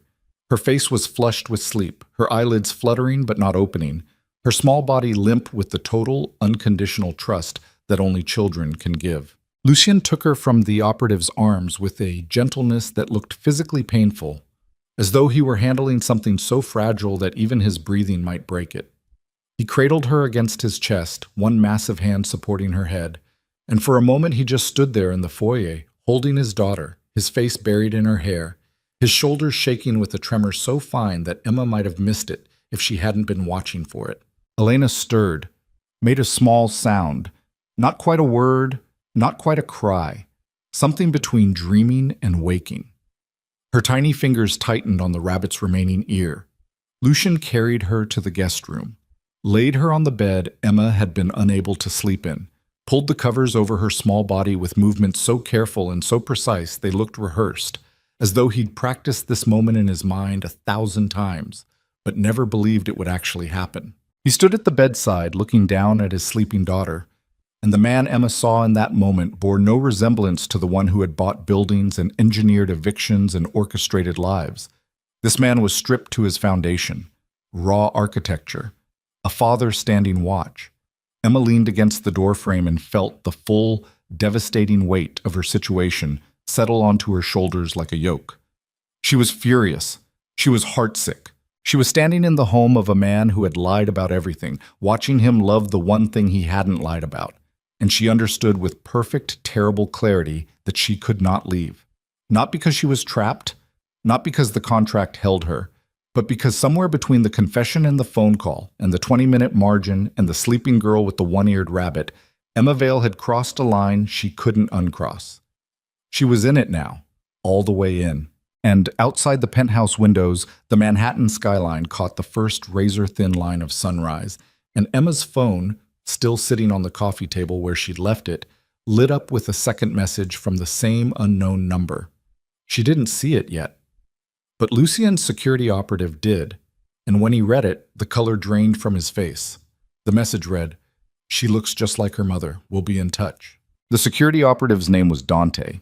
He was 6'4", 240 pounds, ex-military, had worked Lucien's personal detail for 7 years, and Emma had never seen him show a single emotion beyond professional vigilance. He was showing one now. He stood in the hallway outside the guest room where Elena slept, holding Emma's phone like it might detonate, his face the color of concrete. When Lucien stepped out of the bedroom and pulled the door gently shut behind him, Dante extended the phone without a word. Lucien read the message. "She looks just like her mother. We'll be in touch." Nothing happened for 3 seconds. 3 seconds of absolute stillness in which Lucien Moretti's face became something Emma had never witnessed. Not the controlled mask, not the vulnerable man, not the operational commander. Something beneath all of those. Something foundational and terrible, like watching bedrock crack. Then he handed the phone back to Dante and said, in a voice so calm it made Emma's skin crawl, "Wake everyone up." The next 40 minutes were a masterclass in controlled chaos. Emma stood against the far wall of the penthouse living area and watched Lucien's world mobilize with the efficiency of a military operation, because that's exactly what it was. Men appeared, from the lobby, from vehicles parked on the street, from apartments in the same building that she now understood served as satellite posts for his security infrastructure. They filled the penthouse with low voices, urgent movements, the muted glow of laptop screens and phone calls conducted in 3 languages. Lucien stood at the center of it like a conductor. He didn't raise his voice, didn't pace, didn't gesticulate. He spoke in short, precise sentences, and people moved. That was the thing about real power. It didn't need volume. It barely needed words. Emma caught fragments, names she didn't recognize, locations, references to surveillance footage from the Connecticut house, something about the port of Newark, something about a shipping container that had been intercepted 2 days ago. Then Lucien turned to her. "I need you to stay with Elena," he said, "in the guest room. Don't open the door for anyone except Dante." "Where are you going?" "To finish this." "Finish it how?" He didn't answer. Just looked at her with those flat black eyes that had become, over the course of one impossible night, the most complex landscape she'd ever tried to read. "Lucien!" She stepped forward, lowered her voice. "Finish it how?" "The way I finish everything, completely." "That's not an answer." "It's the only one you want, trust me." "Trust you? After tonight? After the buildings, the eviction, the hidden daughter, the—" "Emma, He said her name the way a man says the word that's keeping him tethered to something, like a rope pulled taut. I have made mistakes that I will spend the rest of my life answering for, but right now, there's a man out there who knows my daughter's face, who has her photograph, who sent a message to your phone because he wanted me to know that the two people I would die for are both within his reach. And I am going to make sure that man never reaches for anything again. The two people I would die for. Emma heard it, registered it, filed it away in the part of her brain that was still functioning beyond the adrenaline and exhaustion and fear. He'd included her. Go, she said. He turned, walked 3 steps, stopped, came back. And before she could react, he cupped her face in both hands, his palms rough, his fingers trembling almost imperceptibly, and pressed his forehead against hers, just for a moment, just long enough for her to feel his breath on her lips and his heartbeat in his fingertips, and the entire terrifying weight of what he was about to do pressing against the thin membrane between them. Keep her safe, he whispered. Then he was gone. The penthouse emptied in minutes. The laptops were closed, the phones pocketed, the men who had filled the living area dispersed like smoke. Only Dante remained, positioned in the hallway outside the guest room, solid and immovable as a wall. Emma went into the guest room and closed the door. Elena was still sleeping. The one-eared rabbit had migrated during the night and now lay pressed against the girl's cheek, its remaining ear bent at an angle that would have been comical under any other circumstances. Elena's dark curls were spread across the white pillow, and her breathing was deep and steady, and completely untroubled by the fact that her father had just gone to war on her behalf. Emma sat in the chair beside the bed, pulled her knees up, wrapped her arms around them, and waited. She waited through the sunrise, which turned the guest room windows from purple to gold. She waited through the sounds of the building waking up far below. Distant traffic, the muffled clang of the service elevator, the ordinary noises of a city that didn't know or care what was happening 32 stories above it.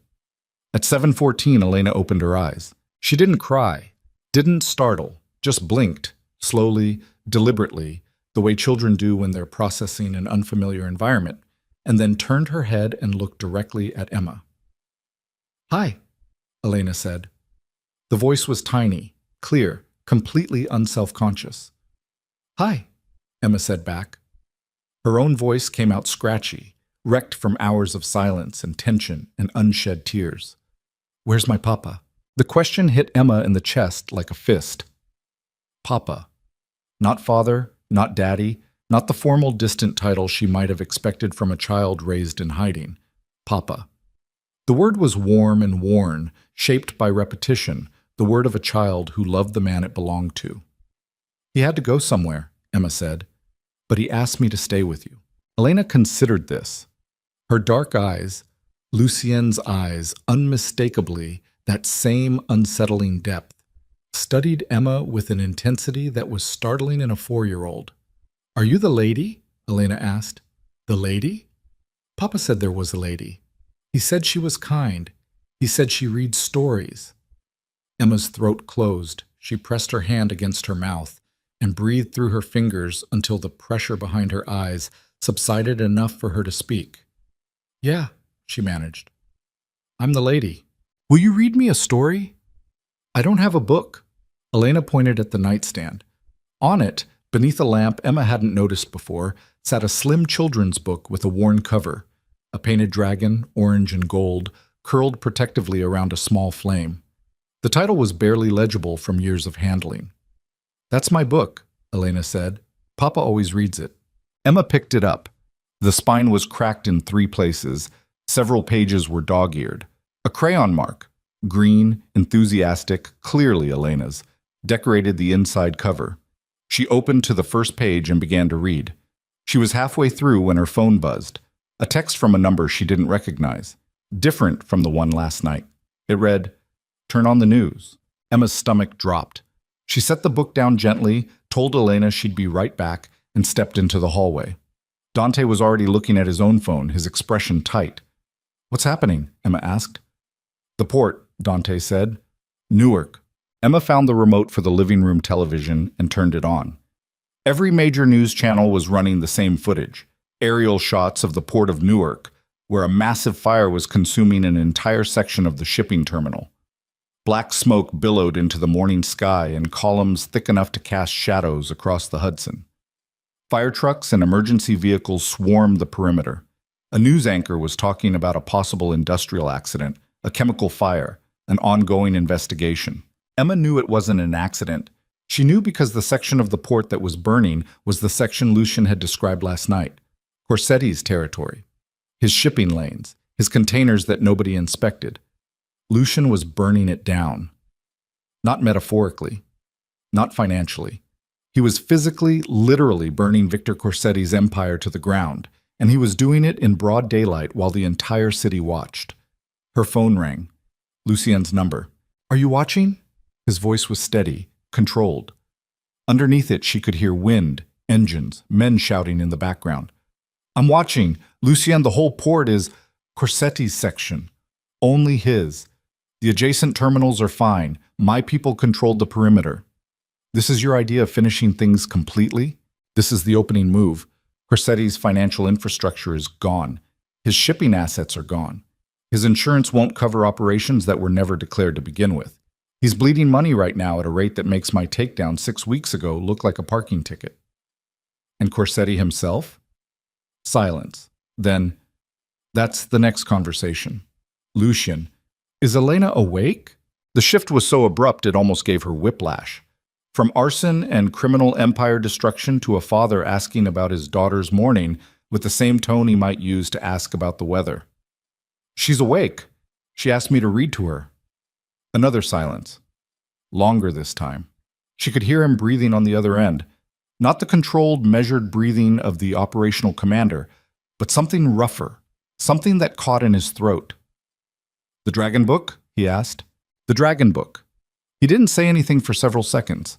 When he spoke again, his voice had changed, lower, thicker, weighted with something that sounded like it was tearing loose from the inside. "Read it to the end. She likes the part where the dragon learns his fire doesn't have to hurt. She makes you read that page twice." He hung up. Emma stood in the penthouse living room with the television showing a port on fire and a dead phone in her hand and a 4-year-old girl waiting for her in the next room, and she felt the full crushing absurdity of her life settle onto her like a physical weight. She went back to Elena, read the Dragon Book to the end. Read the fire page twice, as promised. Elena smiled. A small, serious smile that was so much like her father's rare moments of genuine warmth that it made Emma's chest ache. 3 hours passed. Elena ate cereal that Dante produced from somewhere in the penthouse kitchen.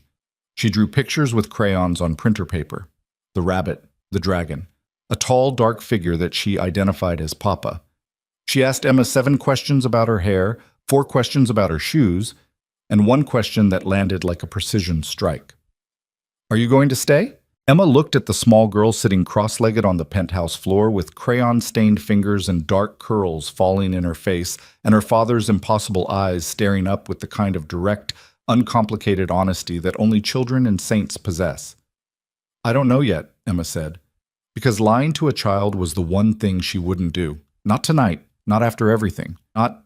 Elena nodded, went back to drawing. Drew a second figure next to the tall, dark one. Smaller, with brown hair and no shoes. At 2:30 in the afternoon, the elevator doors opened and Lucien walked in. He looked destroyed. Not injured, at least not visibly, but destroyed in the way a man looks after he's spent 8 hours doing things that cost pieces of himself he won't get back. His shirt was untucked, streaked with something dark that might have been smoke or dirt or something worse. His hair was disheveled. His hands, when he reached up to loosen his collar, were scraped raw across the knuckles. Elena looked up from her drawing. Her face split into a grin so wide and so pure it seemed to reorganize the light in the room. "Papa!" She ran to him. He dropped to his knees on the hardwood floor and caught her, scooped her up with those raw, damaged hands, and held her against his chest and buried his face in her hair and stayed there, on his knees, holding his daughter, for a long time. His shoulders shook, his arms tightened, his breathing was audible, ragged, broken, the breathing of a man who has been holding himself together for hours by sheer will and is finally, in the presence of the one person who makes willpower unnecessary, letting go. Elena patted his back with one small hand. "Papa, you smell like smoke." A sound escaped him that was half laugh, half something else entirely. He pulled back, looked at his daughter's face, brushed a curl away from her forehead with a finger that trembled. I know, Piccola. I'm sorry. Did you fight a dragon? He glanced at Emma. Something moved through his eyes. Pain, gratitude, exhaustion, and beneath it all a current of something so raw and so unguarded that she had to look away. Something like that, he said. He carried Elena to the kitchen, made her a sandwich with the careful, practiced movements of a man who had done this before, many times, in a different house, in a different life. Cut the crusts off, cut the sandwich diagonally, placed it on a plate with apple slices arranged in a fan. The domesticity of it, the tenderness, the muscle memory, was so jarring against the backdrop of what he'd spent the morning doing that Emma felt a vertigo that had nothing to do with the height of the building. While Elena ate, Lucien crossed the room to where Emma stood near the windows. He stopped 3 feet away, hands at his sides, scraped knuckles visible, smoke still clinging to his clothes. Corsetti is gone, he said quietly. Gone how? His operation is destroyed. His assets are frozen. His key people have been arrested. I fed evidence to a federal task force I've been supplying information to for 2 years. He's facing charges that will put him away for the rest of his life. And Corsetti himself?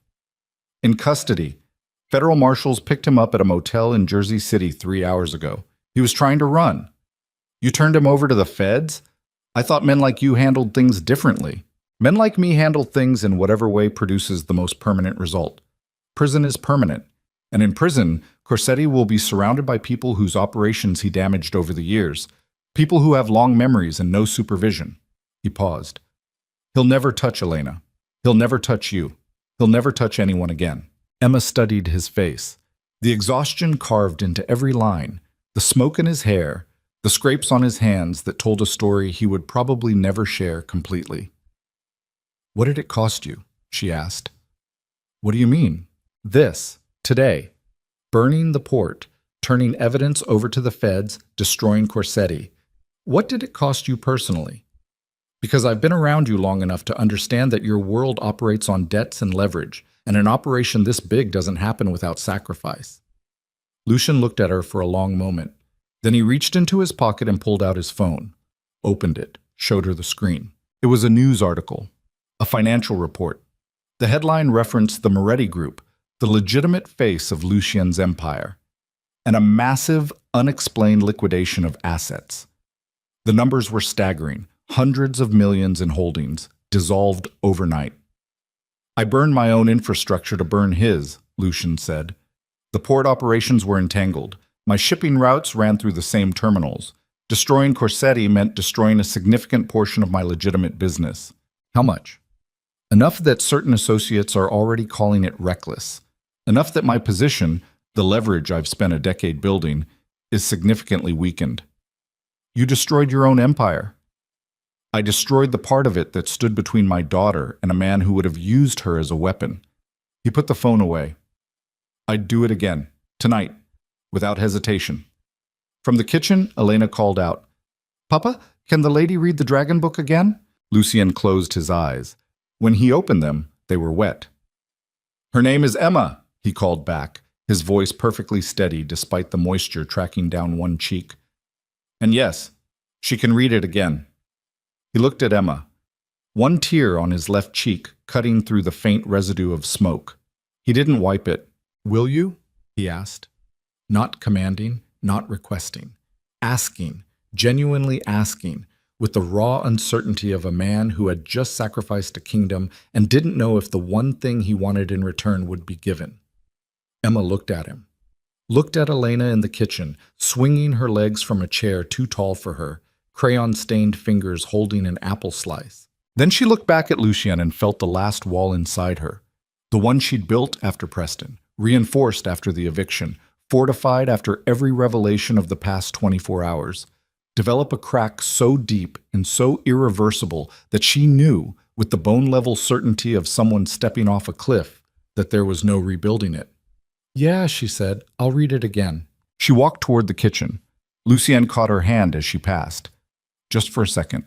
Just long enough for his scraped fingers to close around hers and squeeze. Once, hard. desperate, before letting go. And in that grip, in those raw knuckles, and that single desperate squeeze, Emma felt the entire weight of what Lucien Moretti was offering her. Not a contract, not an arrangement, a family. Broken, dangerous, held together by violence and tenderness in equal measure. But a family. She sat down next to Elena, opened the dragon book, and as she began to read, her phone, still in the living room, still sitting on the coffee table, lit up one final time. This message wasn't from Corsetti's people. It was from Preston Hale, and it read, "I know what Moretti did to my business. I know about the federal investigation. I know he fed them my files, and I'm going to make sure the whole world knows what he really is, starting with you." Emma didn't see Preston's message until Elena fell asleep. The girl had lasted through 2 readings of the Dragon Book, a glass of warm milk that Lucien heated himself on the stove with the focused precision of a man performing surgery, and a slow, drowsy conversation about whether dragons could swim. Elena's position was that they could, but only if they held their breath. She delivered this verdict with absolute authority, then curled against the pillow with her one-eared rabbit pressed to her chest, and slipped into sleep between one breath and the next, the way children do, completely, without negotiation. As though consciousness were a coat they simply shrugged off. Lucien stood at the foot of the guest bed for a long time after Elena's breathing steadied. Emma watched him from the doorway. He didn't move, didn't touch the girl, just stood there absorbing the sight of his daughter sleeping safely in his home for the first time, and the expression on his face was one Emma knew she would never be able to describe accurately to another human being. A mixture of wonder and devastation and fierce, territorial love that looked almost indistinguishable from pain. Then she went to the living room and picked up her phone. Preston's message glowed on the screen like a lit fuse. "I know what Moretti did to my business. I know about the federal investigation. I know he fed them my files, and I'm going to make sure the whole world knows what he really is, starting with you." Emma read it 3 times, the first time with a jolt of adrenaline that spiked her pulse, the second time with something colder, a clarity that settled over her like ice water, numbing the panic, sharpening the edges. The third time with something that surprised her. Exhaustion. Not fear, not anger. Just a bone-deep cellular tiredness with being threatened by men who believed their rage entitled them to control over her life. Preston had done it with words and condescension. Corsetti had done it with bullets and surveillance. And now Preston was back, circling like a vulture who'd spotted something he mistook for carrion, not understanding that the woman he'd broken 3 years ago no longer existed. She showed the message to Lucien. He read it once. His jaw tightened. The muscle beneath his left eye twitched, a micro-expression she'd learned to read as the precursor to something dangerous. "He's desperate," Lucien said. "The federal investigation destroyed him. His assets are frozen. His social circle has abandoned him. He's facing criminal charges that carry a minimum of 12 years. This is a drowning man grabbing at anything that floats. He's threatening to expose you. He can try. Everything he might reveal is either already known to the people who matter or impossible to prove. My legal structure was built to withstand exactly this kind of attack." "And what about me?"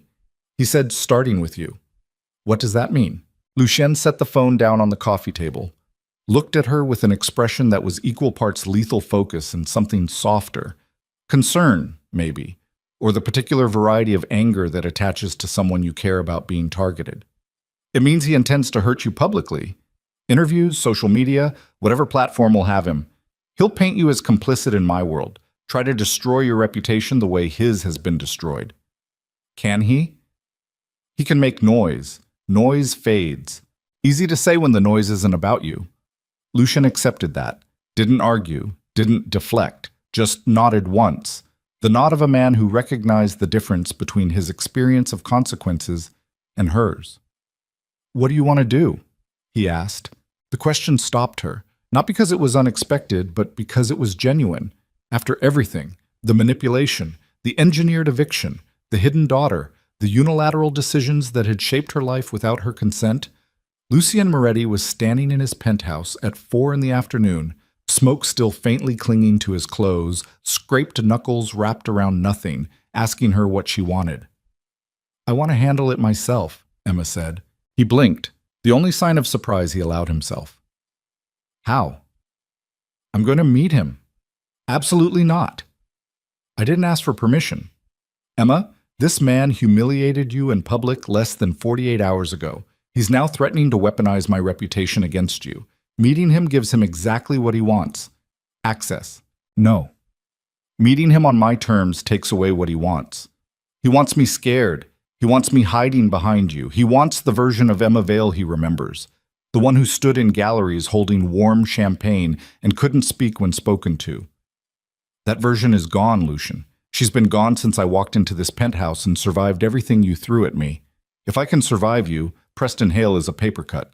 Something moved through Lucian's face. Complex, layered, resistant to easy interpretation. Pride, maybe. Fear, certainly. And underneath both, the slow, painful recognition that the woman he'd manipulated into his life had become someone far stronger than the person he'd originally targeted. Dante goes with you, he said, non-negotiable. Dante can wait in the car. Dante goes inside whatever building you're in, within visual range. Non-negotiable. Emma considered arguing. Decided against it. Some battles weren't worth the energy, and having 240 pounds of ex-military standing discreetly in the background while she confronted her ex-fiancé wasn't the worst compromise she'd ever made. Fine, she said. She texted Preston back from Lucien's penthouse, standing at the windows with Manhattan spread below her like a kingdom she'd never asked for and was only beginning to understand she might actually want. Her message was 3 sentences. Name a place. I'll be there tomorrow at noon.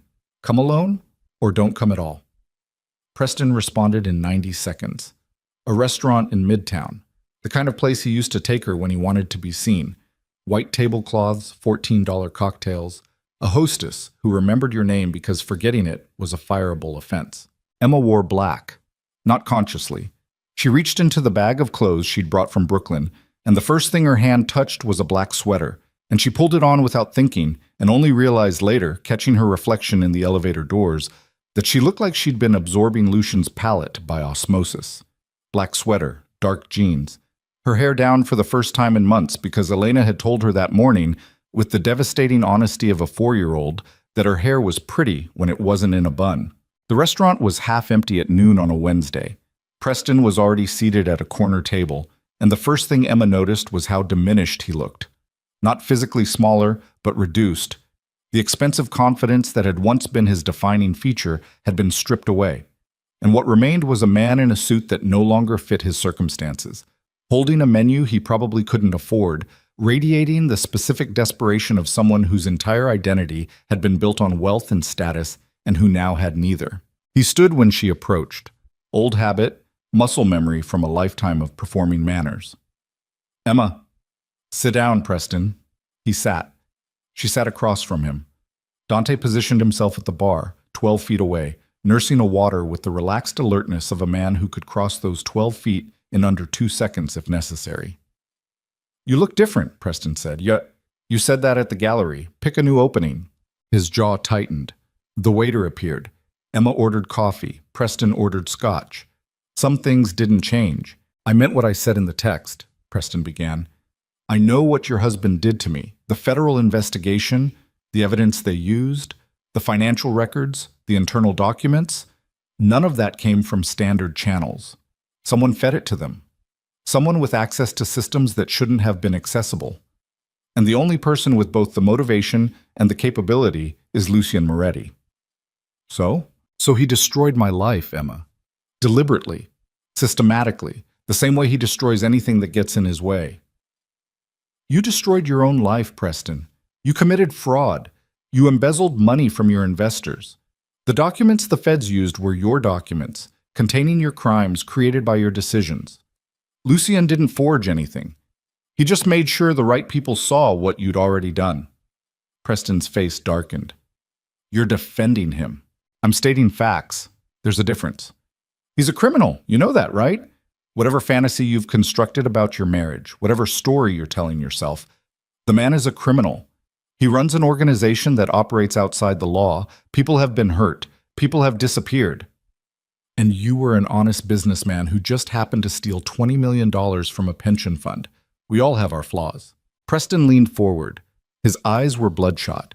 His fingernails, she noticed, were bitten to the quick, a habit she'd never seen in him before, a visible marker of the deterioration happening beneath the expensive suit. I'm going public, he said. I have contacts at 3 media outlets who are interested in the Moretti story, the hidden empire, the violence, the marriage of convenience to a woman who didn't know what she was signing up for. I can make your life very difficult, Emma. You already did that 3 years ago. In an apartment we shared when you told me I was fundamentally unlovable and walked out while I sat on the kitchen floor, unable to breathe. She held his gaze, didn't blink. You want to know the difference between then and now? Then I believed you. I sat on that floor and I believed every word you'd ever said about me. That I was weak, that my art was worthless, that I was lucky anyone wanted me at all. I believed it so completely that when a stranger offered me a marriage contract, I signed it because I genuinely thought it was the best I could do. Her voice was steady, not cold, not angry, just clear, the way water is clear when it's deep enough. But here's the thing about being broken by someone, Preston. Once you survive it, once you actually come out the other side, you become immune.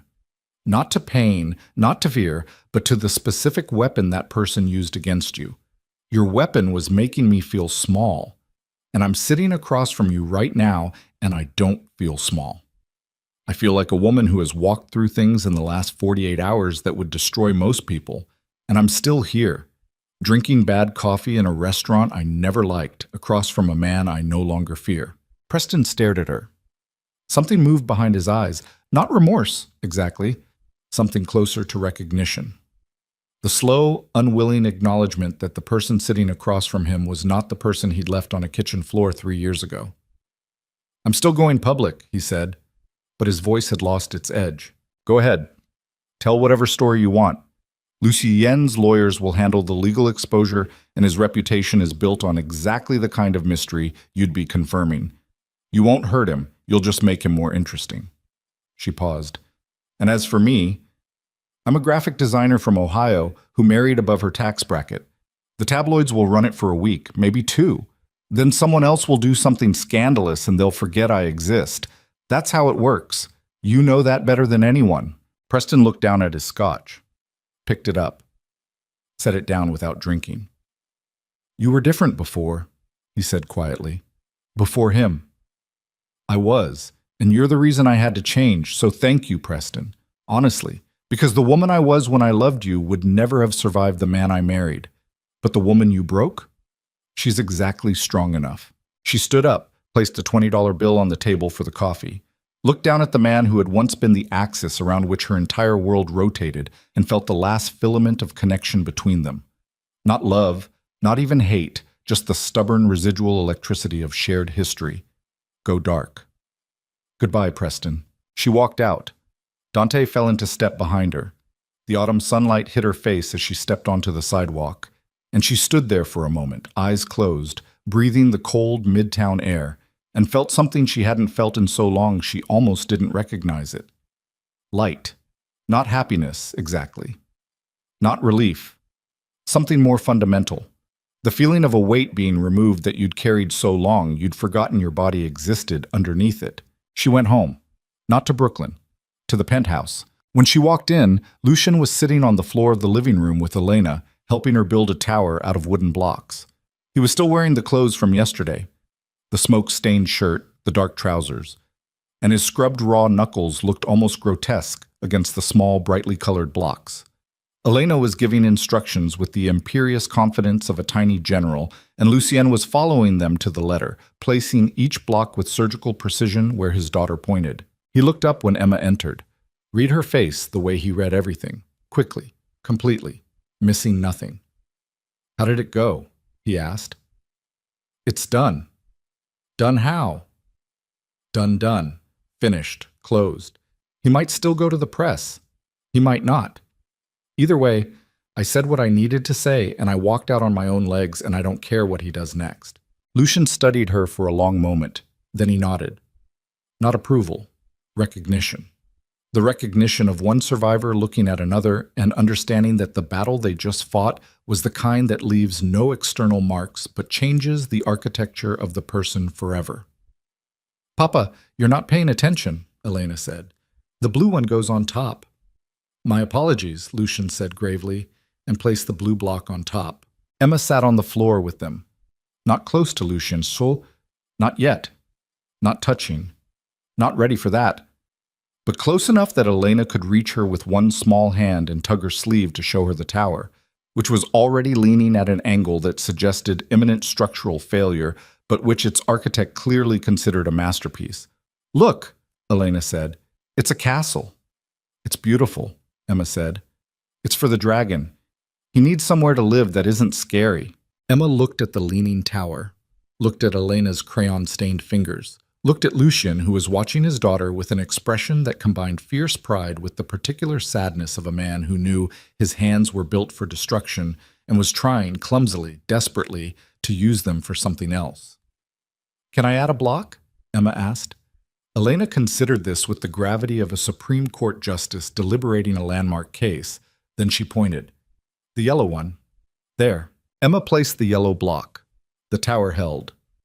3 weeks later, Emma's paintings hung on the walls of the Moretti penthouse. Not because Lucian had arranged it, not because Castellano, recovering now, slowly, in a private medical facility, his chest wound healing into a scar that would join the story of the night everything changed, had negotiated their transport.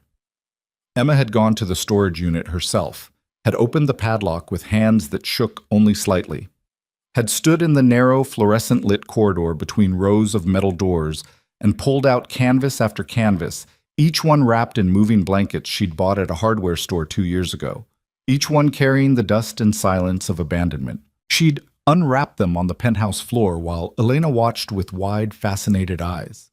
The mixed media piece, the one Preston had called childish, was the largest. 4 feet by 3 feet, layers of acrylic and charcoal and torn paper, all blues and blacks and sudden violent streaks of gold, a painting that didn't represent anything specific but felt like drowning and surfacing at the same time. Elena had stood in front of it for a long time. Then she'd said, in her small, clear voice, "It looks like Papa." Lucian had been in the kitchen. He'd heard. He hadn't come out for several minutes, and when he did, his eyes were red and he didn't explain why. The paintings went up one by one. Emma chose the placement herself. The mixed media piece in the living room, where the morning light caught the gold streaks and made them burn. A smaller landscape, imaginary, a place that didn't exist, violet mountains above a silver sea. In the hallway outside Elena's bedroom, which had been converted from the guest room with a speed and thoroughness that suggested Lucian had been planning it for longer than he'd admit. 2 abstracts in the master bedroom, which Emma had moved into gradually, without announcement, without ceremony. First a toothbrush, then a drawer, then a slow migration of clothes and books and the small, personal artifacts of a life being transplanted. She didn't forgive Lucian, not in the way forgiveness is traditionally understood. A clean, decisive act, a line drawn between before and after. What she did was harder and messier and more honest than that. She chose, every day, to stay, to build, to occupy the same space as a man who had done terrible things to bring her close, and was now, clumsily and imperfectly, and with the desperate sincerity of someone who had never been taught how to love without controlling, trying to deserve her presence. Some mornings she woke up furious. The eviction, the manipulation, the months of hidden truth. The anger would hit her before her feet touched the floor, and she would lie in bed next to a sleeping Lucian, who slept poorly, who thrashed and muttered and sometimes reached for her in the dark with a grip so tight it left marks. And she would think about leaving. Think about the studio apartment in Brooklyn, the quiet, the simplicity. Then Elena would appear in the doorway, clutching the one-eared rabbit, asking if the dragon book was awake yet. And Emma would get up, make coffee, read the book, start again. That was the real resolution, not a grand gesture, not a single transformative moment, a daily, grinding, imperfect choice to stay in a life she hadn't chosen and was slowly, painfully making her own. Lucian rebuilt his empire. Not to its former size, the damage from the port was permanent, a scar on his financial landscape that matched the scars on his body. But he rebuilt strategically, shedding the operations that had entangled him with men like Corsetti, consolidating into legitimate channels that could withstand scrutiny. It cost him power. It cost him alliances.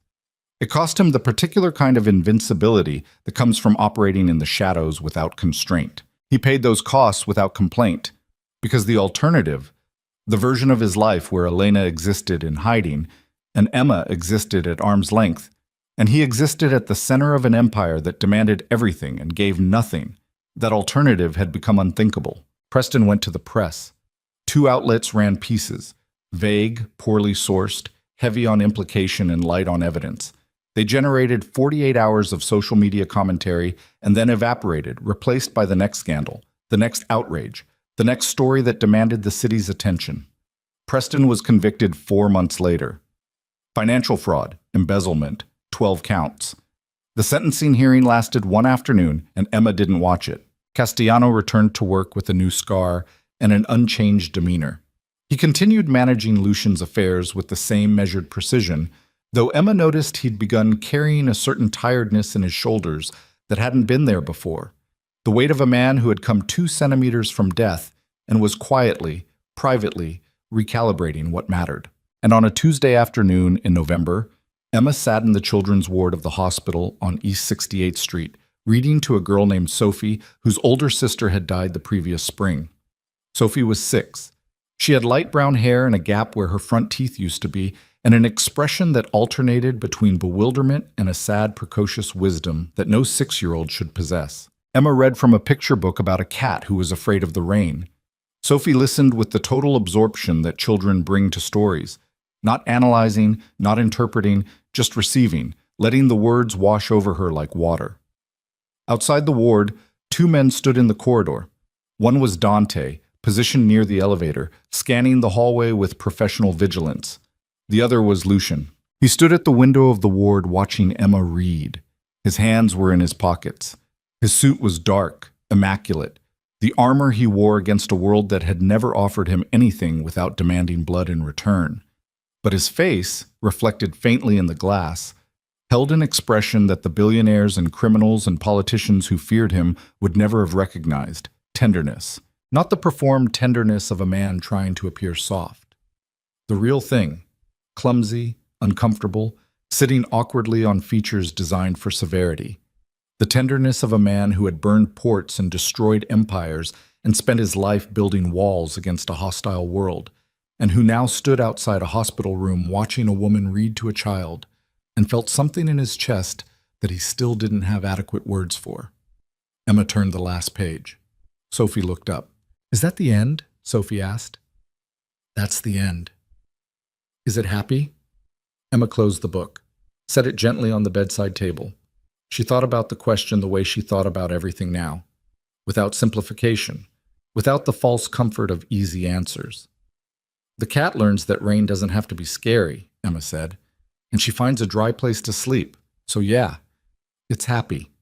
Sophie nodded, satisfied, pulled her blanket up to her chin, closed her eyes. Emma stood, gathered her things, walked out of the ward and into the corridor, where the fluorescent lights buzzed faintly and the linoleum floor squeaked under her shoes, and the man she'd married was waiting for her with his hands in his pockets and his dark eyes fixed on her face, as if she were the only point of orientation in a spinning world. "How is she?" Lucian asked. "She's okay. She misses her sister. I can arrange for..." "You don't need to arrange anything. She just needs someone to read to her. That's enough." He nodded, accepted it. This was new for him. The acceptance that not everything required orchestration, that sometimes the most powerful thing a person could do was simply show up and be present and let the moment exist without trying to control its outcome. They walked to the elevator together. His hand found the small of her back. That same firm, possessive touch from the gallery, but different now. Not claiming, anchoring. The touch of a man who had learned slowly and at enormous cost the difference between holding on and holding together. In the elevator, descending, Emma leaned against his shoulder. Just slightly. Just enough for him to feel the weight of her against him and understand what it meant. "Elena wants to paint tonight," she said. "She told me. She wants you to teach her how to mix colors. She told me she wants you to wear the apron." "What apron?" "The one she picked out. It has ducks on it." Lucienne was quiet for a moment. I'm not wearing an apron with ducks. She's 4. You're wearing the apron. Another silence. Then, so faintly she almost missed it. Fine. The elevator reached the lobby. The doors opened onto marble floors and quiet security, and the muted grandeur of a building that existed to keep the world at a safe distance. Outside, Manhattan roared with its usual relentless energy. Taxis and construction, and 10 million people chasing 10 million versions of survival. The October sun was low, throwing long shadows across the sidewalk, turning the city gold and gray in equal measure. Lucien opened the car door for her. She got in. He followed. The convoy pulled away from the curb with the same fluid, predatory grace it always had, and Emma watched the city scroll past the tinted windows and thought about the woman who had stood outside a Chelsea gallery less than a month ago, gripping a glass of warm champagne, terrified of her own past. That woman was gone. Not destroyed, not erased, transformed. The way metal is transformed by fire, losing its original shape, but gaining something harder, something more resilient, something that holds its edge. She reached across the back seat and took Lucien's hand. His fingers closed around hers immediately. Tight, instinctive, the grip of a man who still couldn't quite believe the thing he was holding wouldn't be taken away. She didn't pull back. They drove home through the amber light of a New York afternoon, and somewhere in a penthouse above the city, a 4-year-old girl was waiting with a book about a dragon who learned that his fire didn't have to hurt, and an apron with ducks on it, and the uncomplicated expectation that the people she loved would walk through the door and stay. And they did.